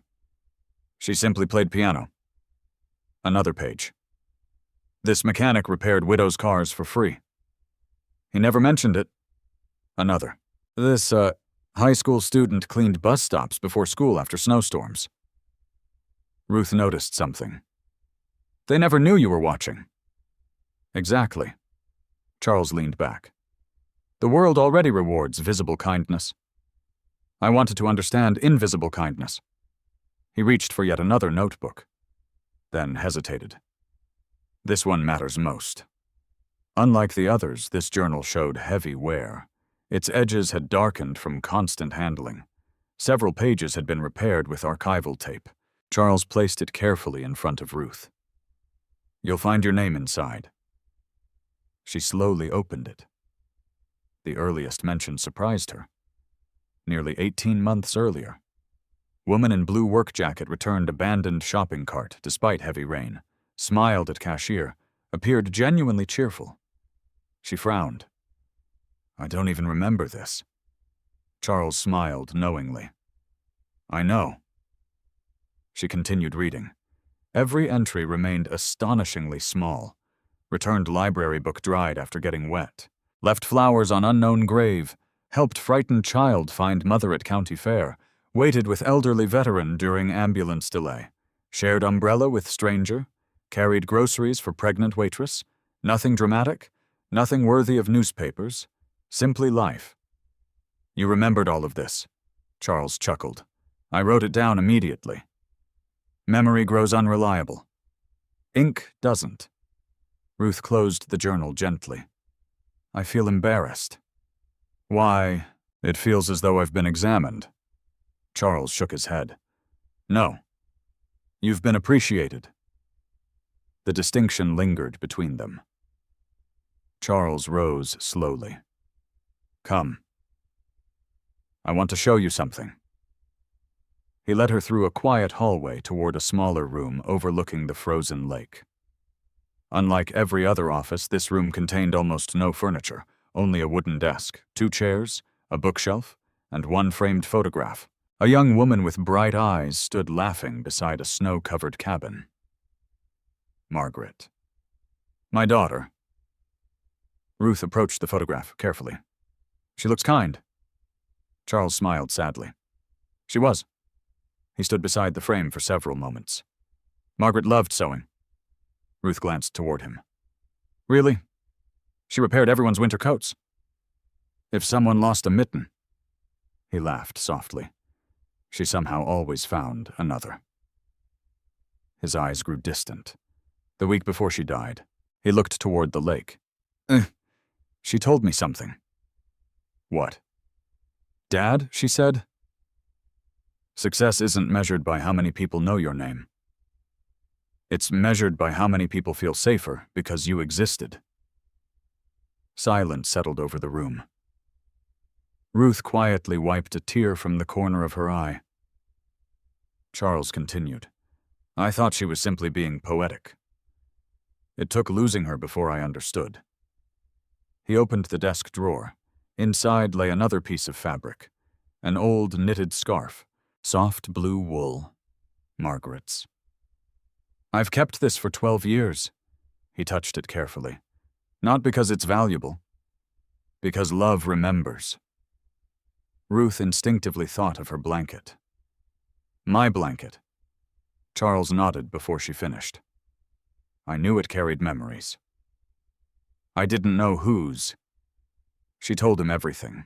Daniel's old flannel shirt, Noah's pajamas with yellow stars, her mother's floral dress, her father's work overalls, how every damaged section had been repaired instead of replaced. Charles listened quietly. When she finished, he smiled. Then we both understand. What? Objects become sacred because of the people they continue carrying. Late that afternoon, Benjamin joined them with several folders. Sorry to interrupt. Charles nodded. It's all right. Benjamin placed photographs across the desk. Shelters, food banks, community kitchens, rural libraries, volunteer repair programs, scholarship recipients, emergency winter housing. The Trust currently supports all of these. He looked toward Ruth. Over the next several months, we'd like you to visit each one. Ruth blinked. Visit. Listen, Benjamin corrected gently. Observe. Ask questions. Meet the people. Learn what works. Charles smiled. I don't need another executive. I already have plenty. I need someone who remembers what it feels like when your furnace stops working. When your truck barely starts. When every grocery purchase requires arithmetic. Ruth looked down quietly. I remember all of that. I hope you always will. Charles's answer came immediately. Benjamin handed her a simple notebook. Nothing expensive, just plain brown leather. The first page is blank. Ruth looked puzzled. What do I write? Charles answered. Exactly what I wrote. She opened the cover. The page waited silently. Charles said softly, Start noticing. Not statistics. Not budgets. People. Ruth held the notebook in both hands. It felt surprisingly light, yet somehow heavier than any document she had ever carried. As she looked out across the frozen lake, she realized Charles wasn't asking her to inherit money. He was asking her to inherit attention, to continue watching for quiet acts the world rarely celebrated, to become the kind of witness he had spent 11 years trying to be. Without realizing it, Ruth had already begun writing the first sentence in her heart. Not every life changes because someone gives you something. Sometimes it changes because, for the first time, someone truly sees you. The notebook Charles had given Ruth quickly became part of her daily routine. It traveled beside her lunchbox to Mountain Fresh industrial laundry. It rested on the passenger seat of her aging blue pickup. Each evening before going to bed, she wrote only one page. Never more. Charles had offered only a single rule. Record what you notice, not what impresses you. At first, Ruth worried she would have nothing important to write. Within 3 days, she realized the opposite was true. There was almost too much. Monday.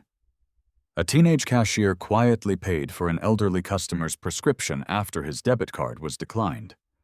She waited until he had left before asking the pharmacist not to mention her name. Tuesday.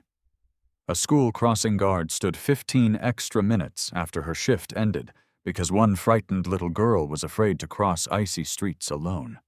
Wednesday. A mechanic placed new windshield wipers on a widow's truck.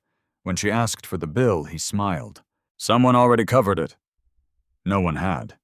He simply wanted her to drive safely. By Friday evening, Ruth had filled 12 pages. She understood what Charles meant. Kindness wasn't rare. Attention was.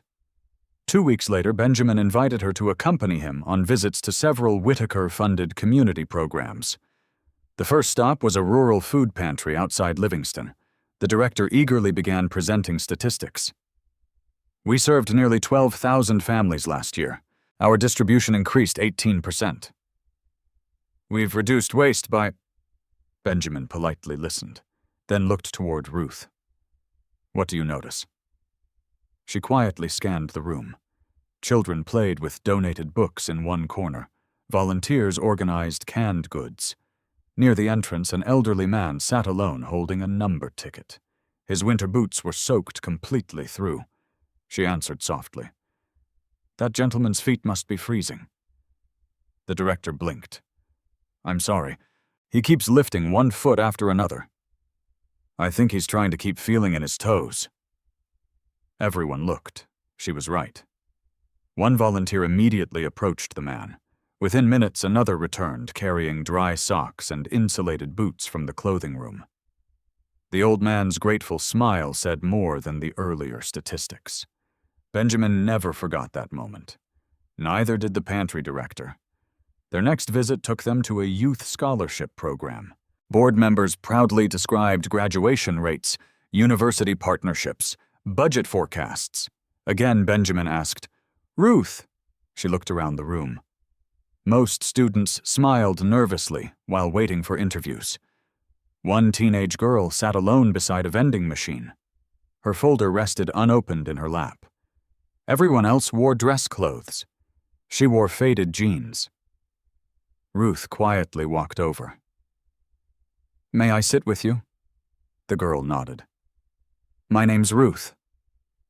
I'm Emma. You look worried. Emma stared at the floor. I almost didn't come. Why? I don't belong here. Ruth smiled gently. I've been saying that about myself for weeks. The girl laughed despite herself. My mom works nights. My dad left. I've never met anyone from a foundation before. Ruth understood. She remembered exactly how she had felt entering the trust headquarters. You know what I learned recently? Emma shook her head.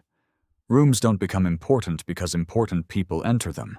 They become important when honest people do. The girl smiled. By the time interviews began, Emma walked inside with noticeably steadier shoulders.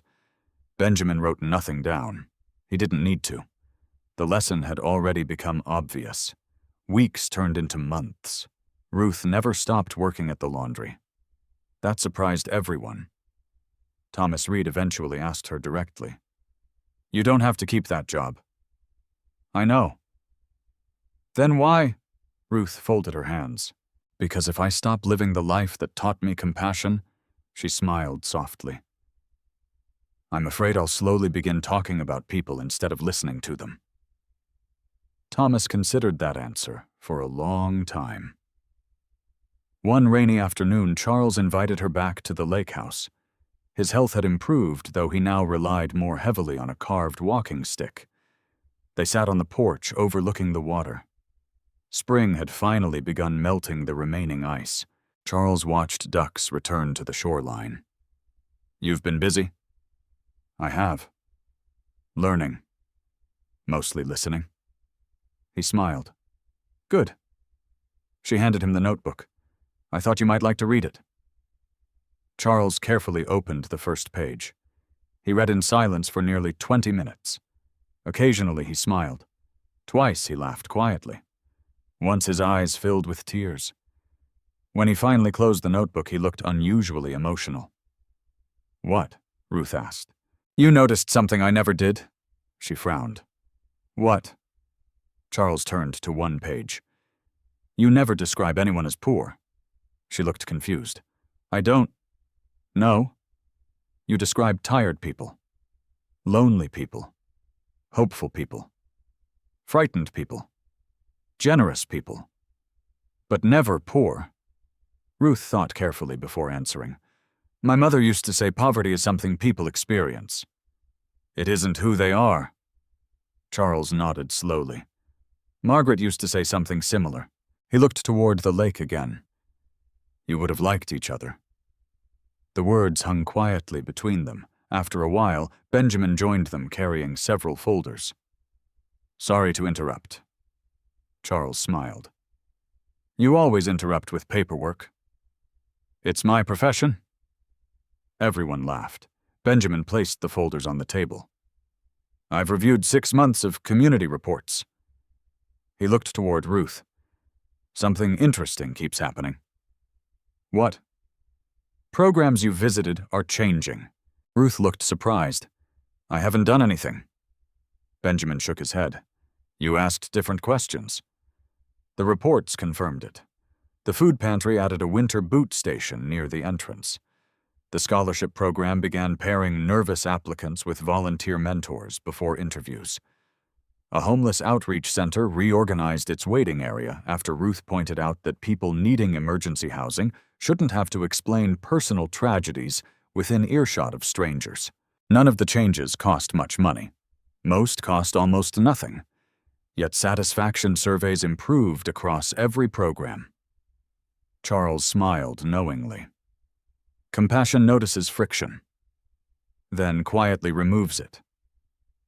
Benjamin added another report. Our trustees have noticed as well.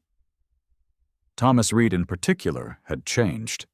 Initially skeptical, he now requested Ruth's observations before every quarterly meeting.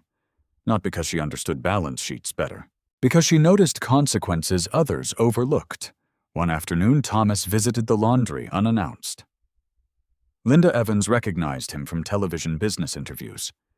She hurried over nervously. Can I help you? I'm looking for Ruth. Linda pointed toward the folding stations. Thomas watched silently for nearly 15 minutes. Ruth encouraged a new employee struggling with heavy linen carts. She stayed late to help another coworker finish before going home. She thanked the maintenance worker, repairing a leaking pipe. Nothing extraordinary. Exactly what Charles had described. When Ruth finally noticed Thomas, she looked genuinely surprised. Mr. Reed, I hope I'm not interrupting? Not at all. He looked around the busy laundry. I think I understand now. She smiled politely. Understand what? He answered honestly. Charles didn't choose someone because she gave away one blanket. He chose someone who gives away pieces of herself every ordinary day. Ruth lowered her eyes, embarrassed. I just try to help. Thomas nodded. I know. I used to think leadership meant making difficult decisions. He looked around the room again. You've taught me it also means noticing simple ones. Later that evening, after finishing another shift, Ruth returned home. She opened her notebook as usual. Instead of writing immediately, she looked toward the cedar chest holding the patched blanket. It remained safely folded inside. She smiled. The blanket had once been the warmest thing she owned. Now she realized something unexpected. Warmth had never truly been trapped inside the fabric. It had simply taught her how to carry it into other people's lives. She picked up her pen, then wrote only one sentence before closing the notebook. The smallest kindness often begins by noticing what everyone else has walked past. She had no idea that within a few months another brutal winter storm would give her an opportunity to prove that lesson once again. By late autumn, Ruth's life followed two very different rhythms. During the week, she still reported to Mountain Fresh industrial laundry before sunrise. Steam rolled from industrial dryers. Hospital sheets moved endlessly through washing machines. Linda Evans still insisted everyone take proper breaks, and Ruth still reminded younger employees to wear gloves before handling hot linens. Nothing there had changed. Yet after work, another world waited. Board meetings, community visits, shelter inspections, scholarship interviews, conversations with nonprofit directors. She refused to let either life replace the other. Charles often smiled when people asked which position Ruth considered her real job. She always answered the same way. They're both real. One washes blankets. The other tries to make sure more people have them. The trustees gradually accepted her presence. Not all at once. Thomas Reed, once the strongest skeptic, became one of her closest allies. Olivia Brooks admired Ruth's ability to ask questions no consultant ever asked. Instead of requesting quarterly growth projections, Ruth would ask, how many volunteers came back after their first visit? Instead of beginning with budgets, she would ask, which family worries you the most? Those questions changed meetings. Slowly, almost invisibly, the organization began changing. One November afternoon, the trustees gathered to review funding requests for the coming winter. The largest proposal came from an emergency housing program. The numbers looked discouraging. Heating costs had risen sharply. Food donations had fallen. The director requested nearly double the previous year's budget. Several trustees hesitated. Thomas flipped through financial reports. If we approve this increase, other programs will receive less. Olivia nodded. We need stronger justification. The room became quiet. Benjamin looked toward Ruth. What do you think? She didn't answer immediately. Instead, she asked, May I visit first? Thomas frowned. The shelter? Yes. Before we vote. Benjamin smiled. I think that's reasonable. The visit took place the following evening. The shelter occupied an aging brick building beside the railroad tracks. Its director, Maria Gonzalez, welcomed the group warmly. She proudly showed renovated dormitories, the kitchen, medical rooms, storage areas. Everything appeared organized. Everything appeared efficient. Several trustees quietly nodded. The reports matched reality. As the tour concluded, Maria asked, Any questions? Most shook their heads. Ruth looked toward a narrow hallway near the back.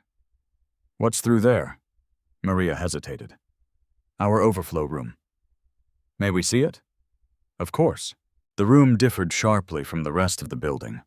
Old folding cots, thin blankets, cramped space. Near one corner sat a little boy reading beneath a flashlight. His mother slept beside him, still wearing her work uniform. Ruth approached quietly. Hello? The boy smiled politely. Hi. What are you reading? A dinosaur book. He held it up proudly. I like dinosaurs too. He grinned.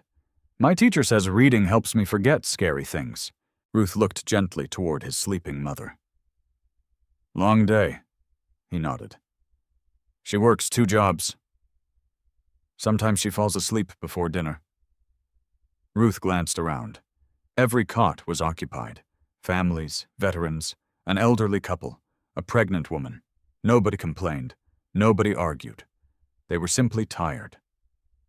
Outside the room, Thomas quietly whispered, The reports didn't mention this. Maria sighed. They only allow so many pages. Ruth looked at the narrow hallway again. They should. On the drive home, nobody spoke for several miles. Finally, Thomas broke the silence. I understand now. Benjamin looked toward him. The budget. Thomas nodded. We've been measuring occupancy. We should have been measuring exhaustion. The following week, the board unanimously approved the shelter's request. Not only that, additional funds were allocated for insulated family rooms, children's reading spaces, and winter clothing storage. Maria later admitted she had never expected unanimous support. Neither had Ruth. A month later, another challenge arrived. The Whitaker Trust's largest donor gala approached. For decades, it had been one of the state's most prestigious fundraising events. Elegant ballroom, black tie attire, expensive dinners, celebrity speakers. Ruth attended planning meetings quietly. Everything seemed impressive, yet something bothered her. Finally, she asked, Who attends? Benjamin answered, Major donors, business leaders, foundation partners, community representatives. Ruth nodded slowly. And the people we're helping? Silence. Thomas looked at the schedule again. They've never attended. Why not? Olivia answered honestly. I suppose no one thought about inviting them. Charles smiled faintly. I was wondering how long it would take. Everyone looked toward him. He continued. We've spent years celebrating generosity. Without inviting the people generosity exists for. Ruth hesitated. They shouldn't be displayed. Of course not. But perhaps, she searched for the right words. Perhaps they should be welcomed. The planning committee changed course immediately. Instead of placing clients at separate tables, scholarship recipients, shelter volunteers, food pantry workers, veterans, teachers, donors, and business executives would all sit together. The seating chart became wonderfully complicated. The gala evening arrived. Crystal chandeliers illuminated the ballroom. Soft music filled the air. Ruth felt more uncomfortable in formal clothes than she ever had wearing work boots. Thomas noticed. Nervous. A little. I still don't know which fork belongs where. Thomas laughed. I've attended 37 of these. I still don't know either. She laughed with him. As guests entered, something remarkable happened. Emma, the scholarship student Ruth had encouraged months earlier, arrived wearing a borrowed blue dress. She had received her college acceptance letter that morning. The elderly man from the food pantry came with new insulated boots. Maria attended with several shelter volunteers.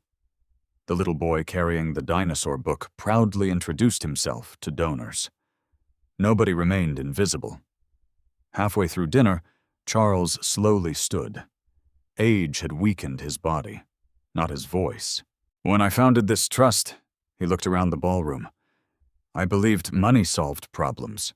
He smiled gently. I was wrong. The audience listened closely. Money builds buildings. It purchases supplies.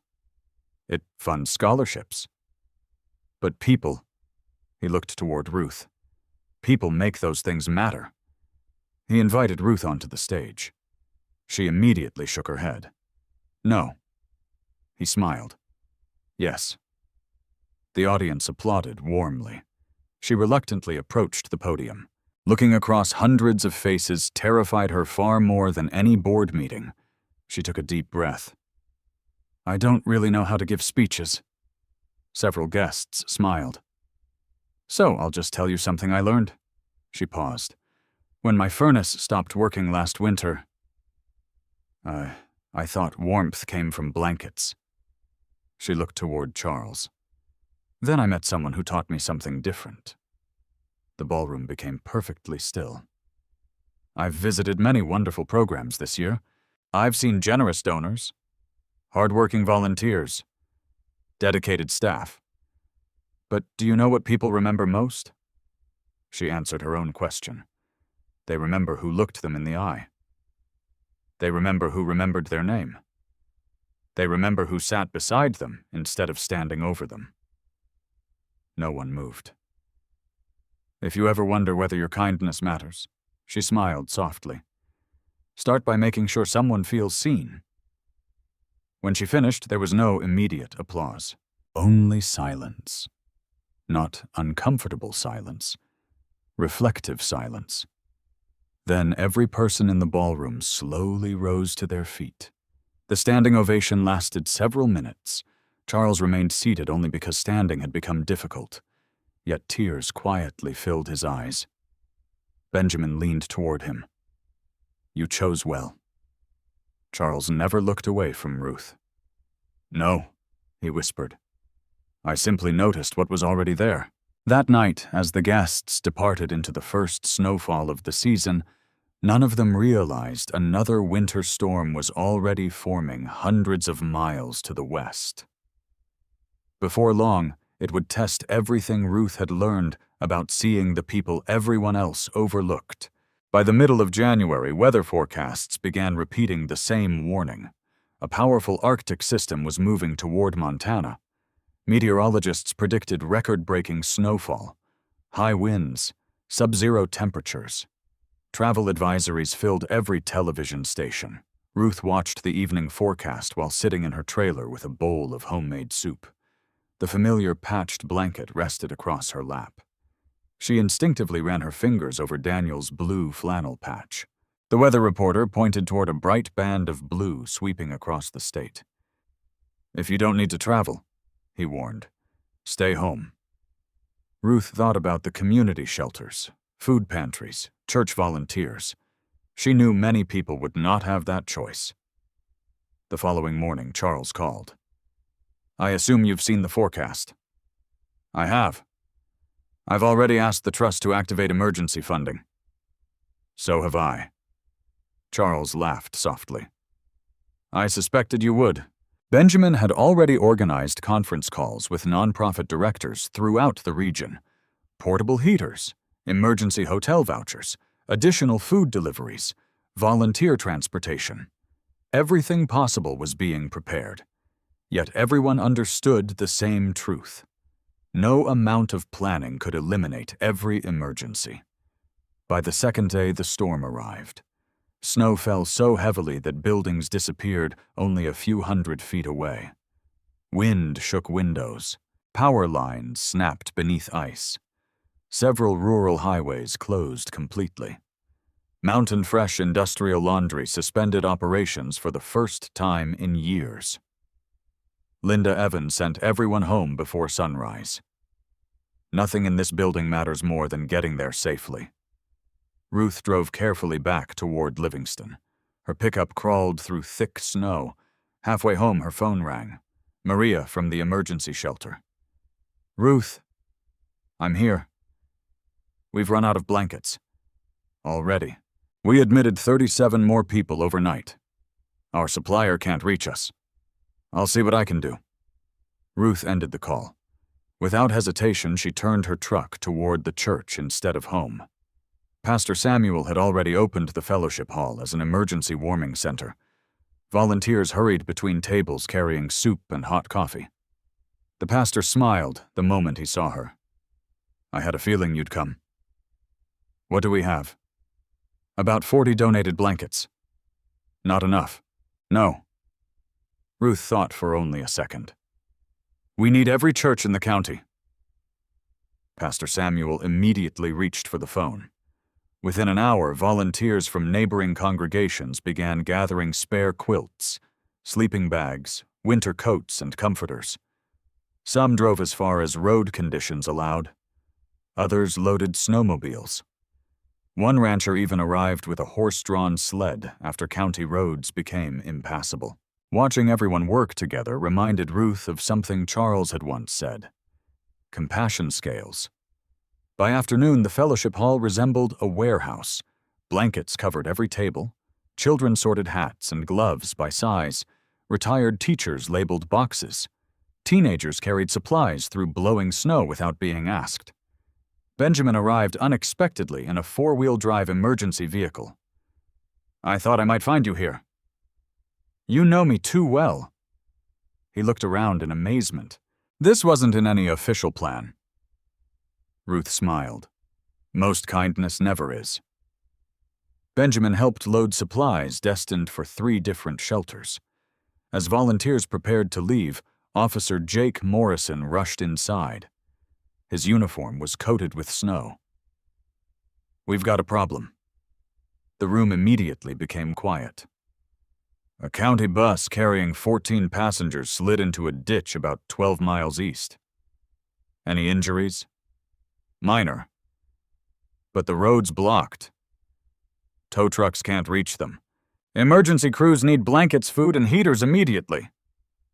Without hesitation, several volunteers stepped forward. "I'll go." "So will I." Benjamin looked toward the weather outside. "The wind is getting worse." Officer Morrison nodded grimly. "Visibility is almost 0. Pastor Samuel quietly placed a hand on Ruth's shoulder. "You don't have to do this." She looked toward the stacked blankets, then toward the storm. "I know. But they shouldn't have to wait." Within 20 minutes, a small convoy left the church. Officer Morrison's rescue vehicle led the way. Behind him came a county snowplow. Benjamin drove a heavy-duty truck loaded with supplies. Ruth rode beside him. The journey felt endless.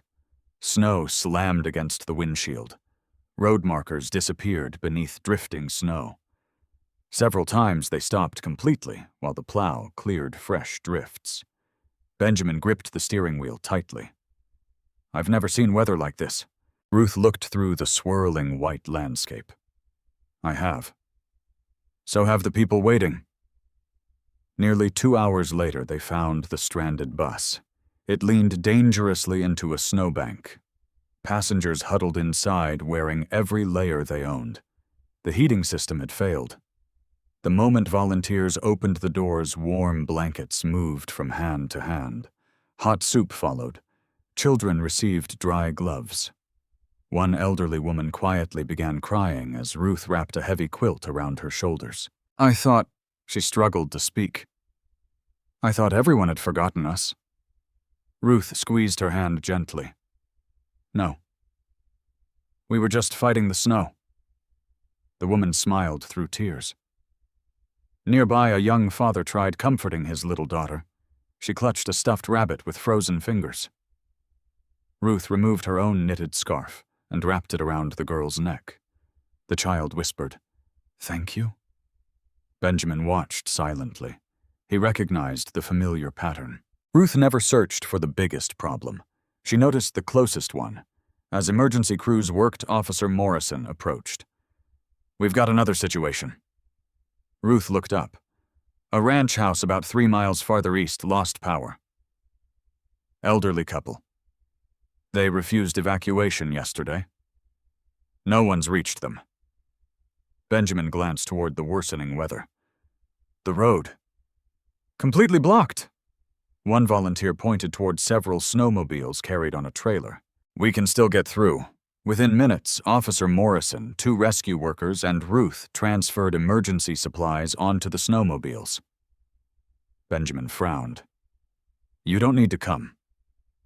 Ruth answered quietly. I know. But I want to. The ride across open fields became the hardest journey Ruth had experienced in years. Snow struck like tiny needles.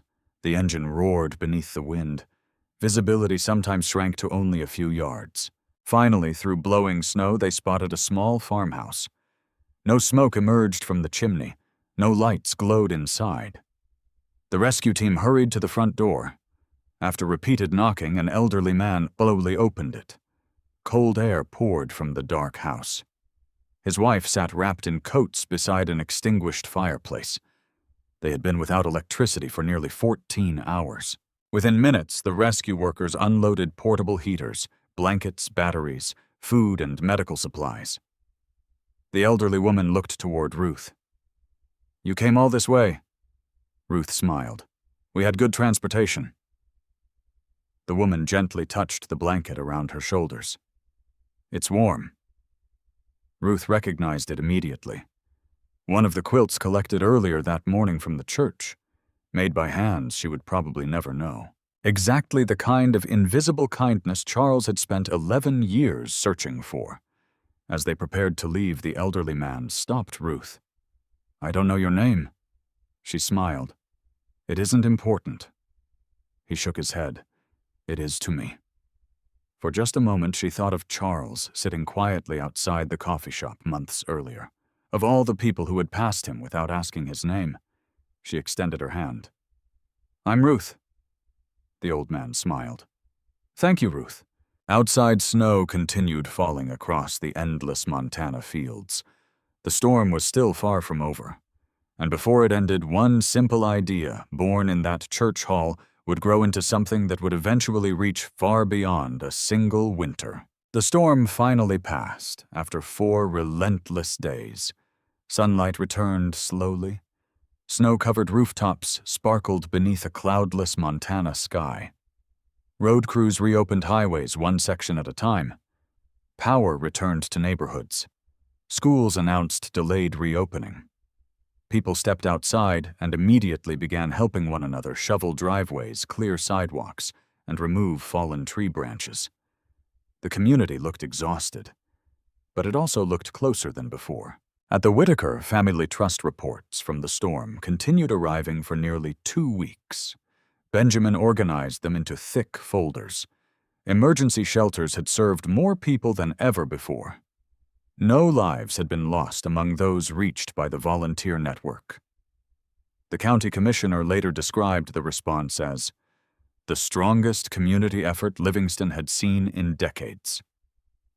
Charles smiled when he heard that. It wasn't organized by one person. It was noticed by many.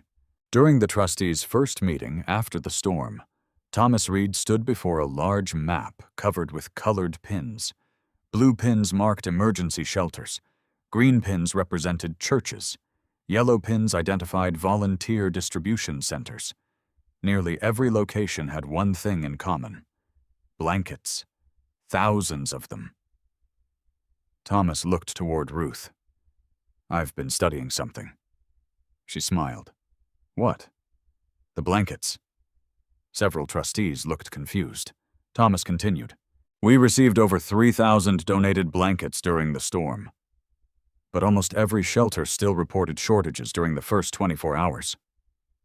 Benjamin nodded. Transportation delays. Storage limitations. No statewide coordination. Olivia added, "Many families have extra blankets at home. They simply don't know where they're needed." The room grew thoughtful. Ruth quietly remembered the elderly woman inside the powerless farmhouse, the little girl clutching her stuffed rabbit, the passengers on the stranded bus. Then she remembered something else: the patched blanket folded safely inside her cedar chest. An idea slowly formed. What if? Everyone turned toward her. People didn't wait for emergencies. Thomas leaned forward. "What do you mean?" "What if communities collected blankets all year? Cleaned them. Repaired them. Stored them.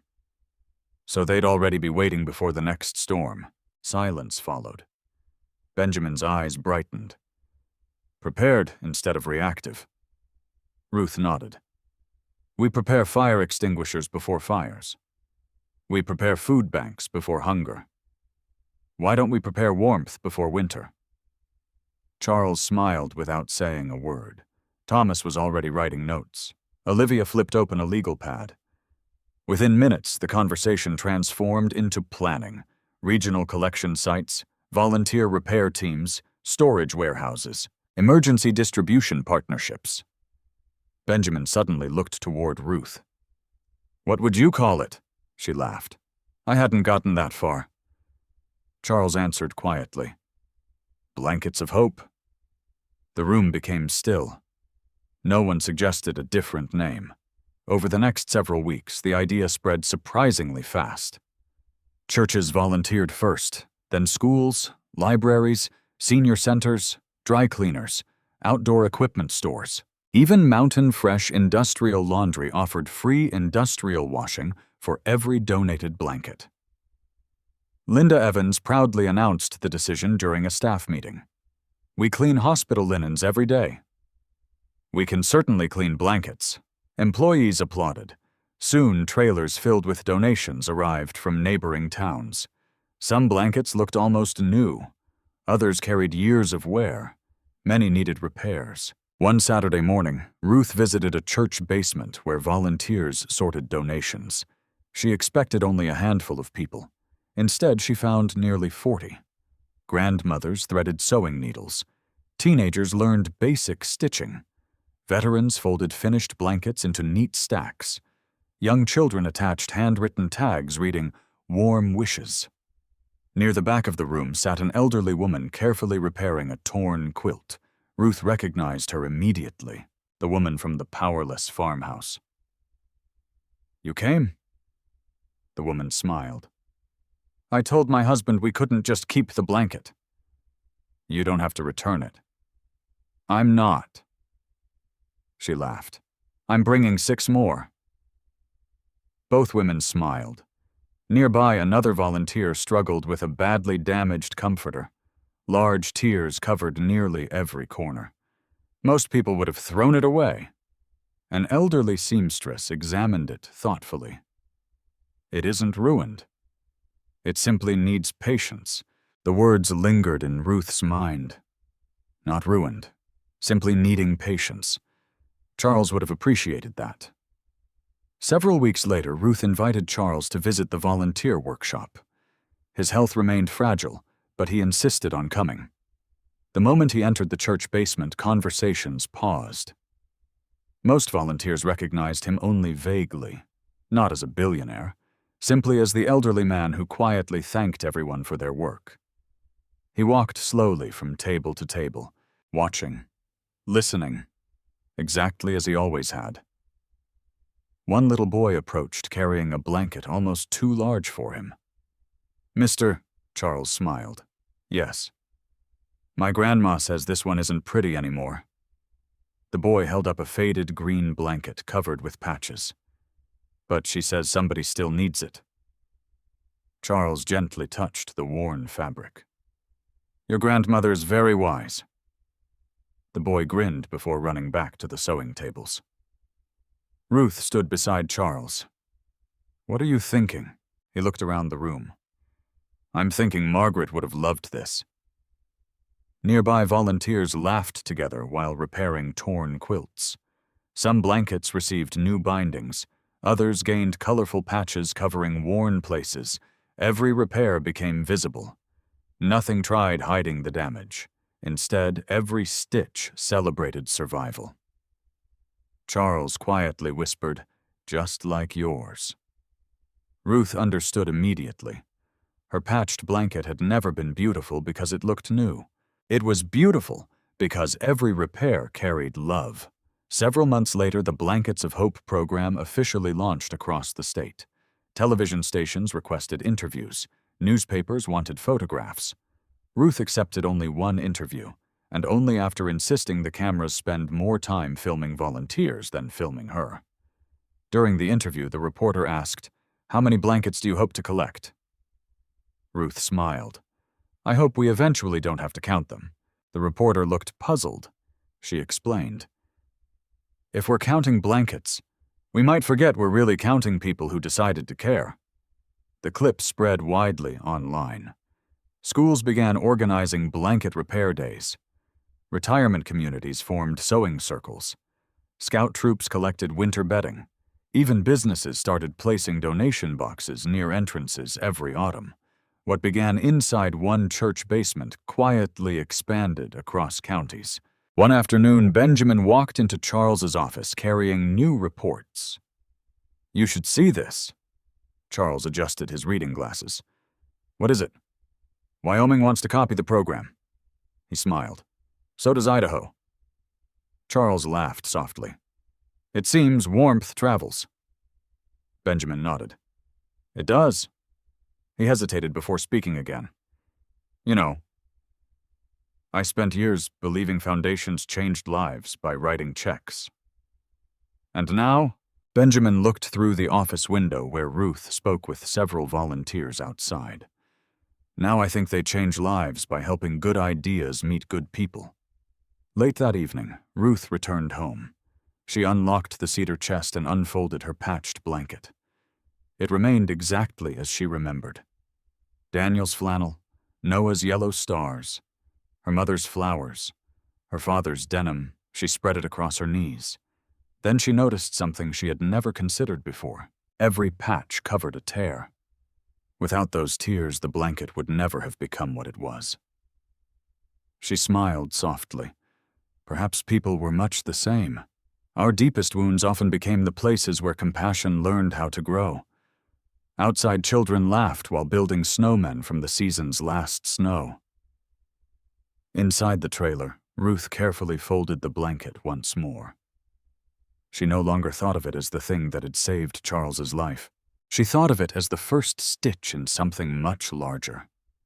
A single repaired blanket had quietly become thousands, and before long its warmth would reach people Ruth would never meet in towns she had never visited, carrying forward the same simple lesson that had changed both her life and Charles's. 5 years passed more quickly than Ruth ever imagined. The old blue pickup still sat in her driveway. The patched blanket still rested inside the cedar chest. She still worked several mornings each week at Mountain Fresh Industrial Laundry, despite countless invitations to accept an executive office within the Whitaker family trust. Her answer never changed. "I don't want to become someone who forgets ordinary mornings." The world around her, however, had changed dramatically. Blankets of hope had spread far beyond Montana. Volunteer chapters now operated across 11 states. Every autumn, churches, schools, libraries, businesses, scout troops, retirement communities, and neighborhood associations organized collection and repair days. No one received payment. Everyone received purpose. What surprised Ruth most was not the number of blankets. It was the stories that came with them.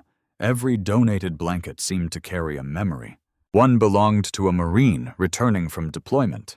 Another had covered newborn twins leaving the hospital. One quilt had been sewn from a grandmother's dresses. Another comforter had survived 3 generations of family camping trips. Volunteers never threw those stories away. Instead, they began attaching handwritten cards, not with names, just memories. This blanket kept my daughter warm during her first winter. My wife made this before she passed away. It comforted our family after the tornado. We hope it comforts yours now. Recipients often cried while reading them, not because the blankets were expensive, because someone had trusted them with something meaningful. One crisp October morning, Ruth visited a new volunteer center in Helena. The building buzzed with activity. Teenagers learned to sew from retired grandmothers. Firefighters unloaded donation bins. College students repaired zippers on sleeping bags. A young woman directed volunteers with calm confidence. She looked familiar. Emma? The woman turned immediately. Ruth? The scholarship student from years earlier hurried across the room, except she was no longer the frightened teenager beside a vending machine. She had graduated from college, earned a degree in social work. Now she coordinated one of the state's largest volunteer programs. You built all this? Ruth asked. Emma smiled. No. We built it. She gestured around the room. You taught me something the day we met? Ruth laughed. I probably don't even remember. You said important rooms become important because honest people enter them. Emma's smile widened. I've never forgotten. Later that afternoon, Emma introduced Ruth to a group of high school volunteers. One teenage boy asked, "Did you always know this program would become so big?" Ruth shook her head. Not even a little. So, how did it happen? She thought for a moment. One repaired blanket. Then another. Then another. People often imagine that changing the world begins with a huge idea. She smiled. Usually it begins with one person refusing to walk past someone who is cold. The students quietly nodded. Across the room, an elderly volunteer carefully stitched a torn edge on a faded blue blanket. His hands trembled with age, yet every stitch remained remarkably straight. Watching him reminded Ruth of the first church basement years earlier. Different building, same spirit. That evening she drove to the Whitaker estate. Charles now lived almost entirely on the ground floor. At 84, walking required both his carved cane and another person's arm. Yet his mind remained wonderfully clear. He waited beside the fireplace as always. How was Helena? Inspiring. She described Emma's volunteer center, the stories attached to donated blankets, teenagers learning from grandparents. Charles listened with quiet satisfaction. I've always believed kindness multiplies. He smiled. You've proven it. Ruth laughed. We've proven it. Charles looked thoughtfully into the fire. I won't be here forever. She immediately interrupted. Don't. He gently raised one hand. It's all right. It's simply true. He reached toward the bookshelf beside his chair. Only 3 unread journals remained. The rest had all been filled over the years. I've been thinking about the notebooks, Ruth smiled. So have I. You've nearly filled your own. She nodded. Almost. Charles looked directly at her. When I'm gone, don't stop noticing. I won't. Promise me. I promise. Several quiet moments passed. Finally, Charles spoke again. Benjamin showed me something yesterday. What? He mapped every Blankets of Hope chapter. Ruth smiled. I saw it too. It looked beautiful. Charles chuckled. No. It looked like Margaret. She understood immediately. Every point on that map represented warmth freely given. Exactly the life Charles believed his daughter would have wanted. A week later, the Whitaker Family Trust celebrated its 50th anniversary. Unlike previous galas, this event felt remarkably simple. Instead of crystal centerpieces, each table displayed a folded handmade blanket. Instead of celebrity entertainers, volunteers shared stories. Instead of fundraising speeches, scholarship recipients thanked teachers. Shelter residents thanked volunteers. Volunteers thanked donors. Donors thanked communities. The evening belonged to everyone. Near the end of the celebration, Thomas Reed approached the stage. Age had softened him too. He smiled warmly toward Ruth. I have a confession? The audience laughed. I spent years believing spreadsheets explained everything. More laughter. I was wrong. He held up one of the first Blankets of Hope reports. It turns out compassion refuses to fit neatly inside accounting columns. He turned towards Ruth. You taught me that leadership begins with noticing. And Charles reminded all of us that wealth reaches its highest purpose when it helps ordinary goodness travel farther. The room erupted into applause. Charles remained seated in the front row. His hands clapped slowly. His eyes never left Ruth. After the celebration ended, Ruth walked outside. Fresh snowflakes drifted gently beneath the streetlights. She pulled her coat tighter. Nearby volunteers loaded leftover blankets into vans headed for rural shelters. Nobody had asked them to stay late. They simply stayed. Benjamin joined her. You've been quiet. I've just been thinking. About Charles. She nodded. He changed everything. Benjamin smiled gently. You changed him too. Ruth looked surprised. I did. Benjamin laughed softly. The man who spent 11 years searching for kindness finally stopped searching. Do you know what happened after that? She shook her head. He started believing the future again. The words stayed with Ruth all the way home. That night she unlocked the cedar chest. She unfolded the patched blanket one more time. The fabric had grown thinner over the years. Some patches now required patches themselves. She carefully stitched one loose corner before placing it back inside. For the first time, she realized the blanket would not last forever. Cotton eventually wears out. Thread eventually weakens. Fabric eventually fades. But the kindness carried through those stitches no longer depended upon the blanket. It now lived in thousands of repaired quilts, millions of careful stitches, countless volunteers, children who had learned to sew, families who had learned to share, communities that had learned to notice. The old blanket had done its work, and somewhere beyond the quiet Montana night, another winter was approaching another family who had never heard Ruth Cole's name. Yet because of one decision made years earlier beside a freezing bus shelter, warmth would arrive before the storm ever reached them. Winter returned once again, just as it always did. The mountains surrounding Livingston wore fresh blankets of snow. Children raced sleds down familiar hills. Church bells echoed through crisp morning air. For most people, it felt like another ordinary season. For Ruth, every snowfall carried a memory. She still paused whenever she saw someone walking without gloves. She still kept emergency blankets in the back of her truck. She still noticed people who hesitated before entering warm buildings, as though uncertain whether they belonged inside. Some habits never leave kind people. One quiet December morning, Ruth received a call from Benjamin. His voice sounded softer than usual. Charles is asking for you. She understood immediately. I'll be there. The drive to the lake house felt strangely familiar. Years earlier, she had traveled there as a frightened widow, convinced she did not belong. Now every tree along the road reminded her of conversations, laughter, and lessons that had quietly transformed her life. Charles rested in the same chair beside the fireplace. The carved walking cane leaned against the armrest.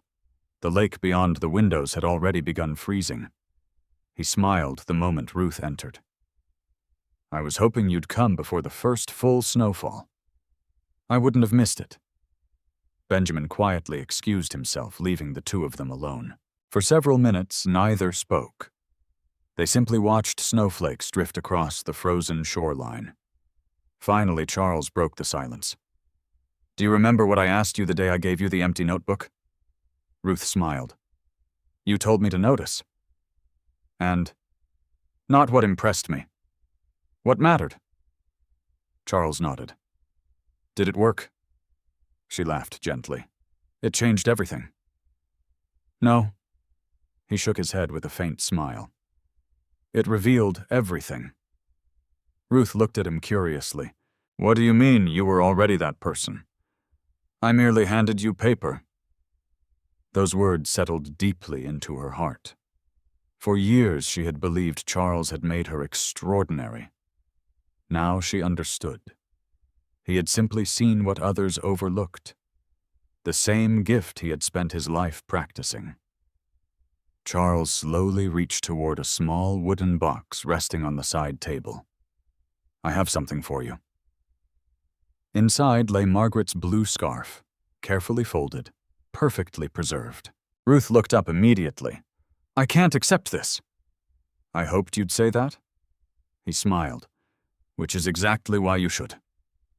She gently touched the soft fabric. "It belongs with your family." Charles looked towards the frozen lake. "You are my family."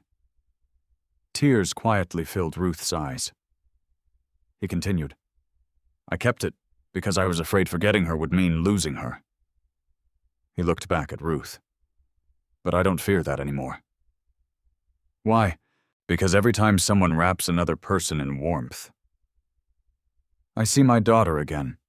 Ruth carefully held the scarf against her chest. "I'll take good care of it." "I know." Several weeks later, Charles Whitaker passed away peacefully in his sleep. News spread quickly across the country. Television networks described him as a visionary businessman. Newspapers praised his philanthropy. Business magazines listed his accomplishments. Yet at his memorial service, almost nobody spoke about money. Instead, people told stories. The elderly man whose frozen feet had received dry boots, Emma, who became a social worker, Maria from the shelter, Pastor Samuel, Officer Morrison, Linda Evans, the little boy who had once carried a faded dinosaur book, volunteers from dozens of states. They all described the same thing. A man who learned that wealth was not measured by what he owned, but by what kindness allowed other people to become.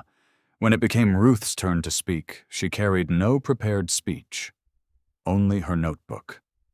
The first one Charles had given her. She opened to its final page, then looked across hundreds of familiar faces. "When Charles first handed me this notebook, I thought he wanted me to record important events." She smiled gently. "I was wrong. He wanted me to notice ordinary people." She slowly closed the notebook. The world often celebrates extraordinary moments, but our lives are mostly built from ordinary ones. A volunteer who stays 10 minutes longer. A stranger who remembers someone's name. A teacher who notices the quiet child. A cashier who quietly pays for medicine. A blanket shared during a storm. She paused as emotion caught her voice. "Charles taught me that miracles usually arrive dressed as ordinary kindness." The sanctuary remained perfectly silent. "He never asked us to become famous. He only asked us not to walk past one another." Many people wiped away tears. Benjamin quietly lowered his head. Thomas looked toward the stained glass windows, unable to hide his emotions. After the service ended, guests stepped outside into gently falling snow. Volunteers distributed warm drinks to everyone attending. Nobody had organized it. Someone had simply noticed the weather. Months later, the Whitaker Family Trust completed a new community center overlooking the same lake where Charles had spent so many quiet afternoons. The building contained classrooms, volunteer workshops, meeting rooms, a children's reading corner, a community kitchen.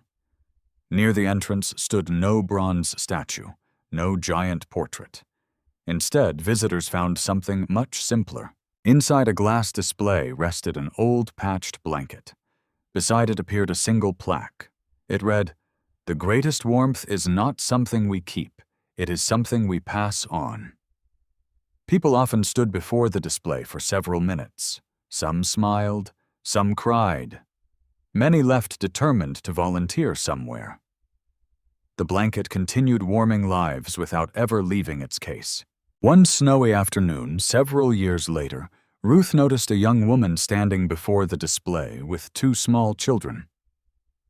The youngest boy asked, "Mom, why is that old blanket in a museum?" His mother smiled. "Because someone once shared it." "That's all." She nodded. "Sometimes that's enough." The little boy thought carefully, then removed his own knitted hat. "Can we give this to somebody?" His mother laughed softly. "If we find someone who needs it more." Ruth quietly turned away before they noticed her. She did not interrupt. Some moments deserved to belong entirely to the people living them. She walked outside toward the lakeshore. Snowflakes landed gently on her coat. Inside her bag rested the blue scarf Charles had entrusted to her years earlier. Inside her pocket remained the small notebook that had changed her life. Neither felt as valuable as the lesson they carried. She sat on a wooden bench overlooking the frozen water and opened a brand new notebook. Its first page remained blank. She smiled. There would always be more people to notice, more names to remember, more quiet acts of courage hidden beneath ordinary days. She wrote only one sentence. "Kindness never truly ends when one life does. It simply waits for another pair of hands willing to carry it forward." She closed the notebook and looked across the peaceful lake. Somewhere nearby, children laughed in the snow. Volunteers unloaded blankets from a truck. A teacher walked a frightened student across an icy sidewalk. A stranger held open a door for someone whose hands were full. The world continued exactly as Charles had hoped.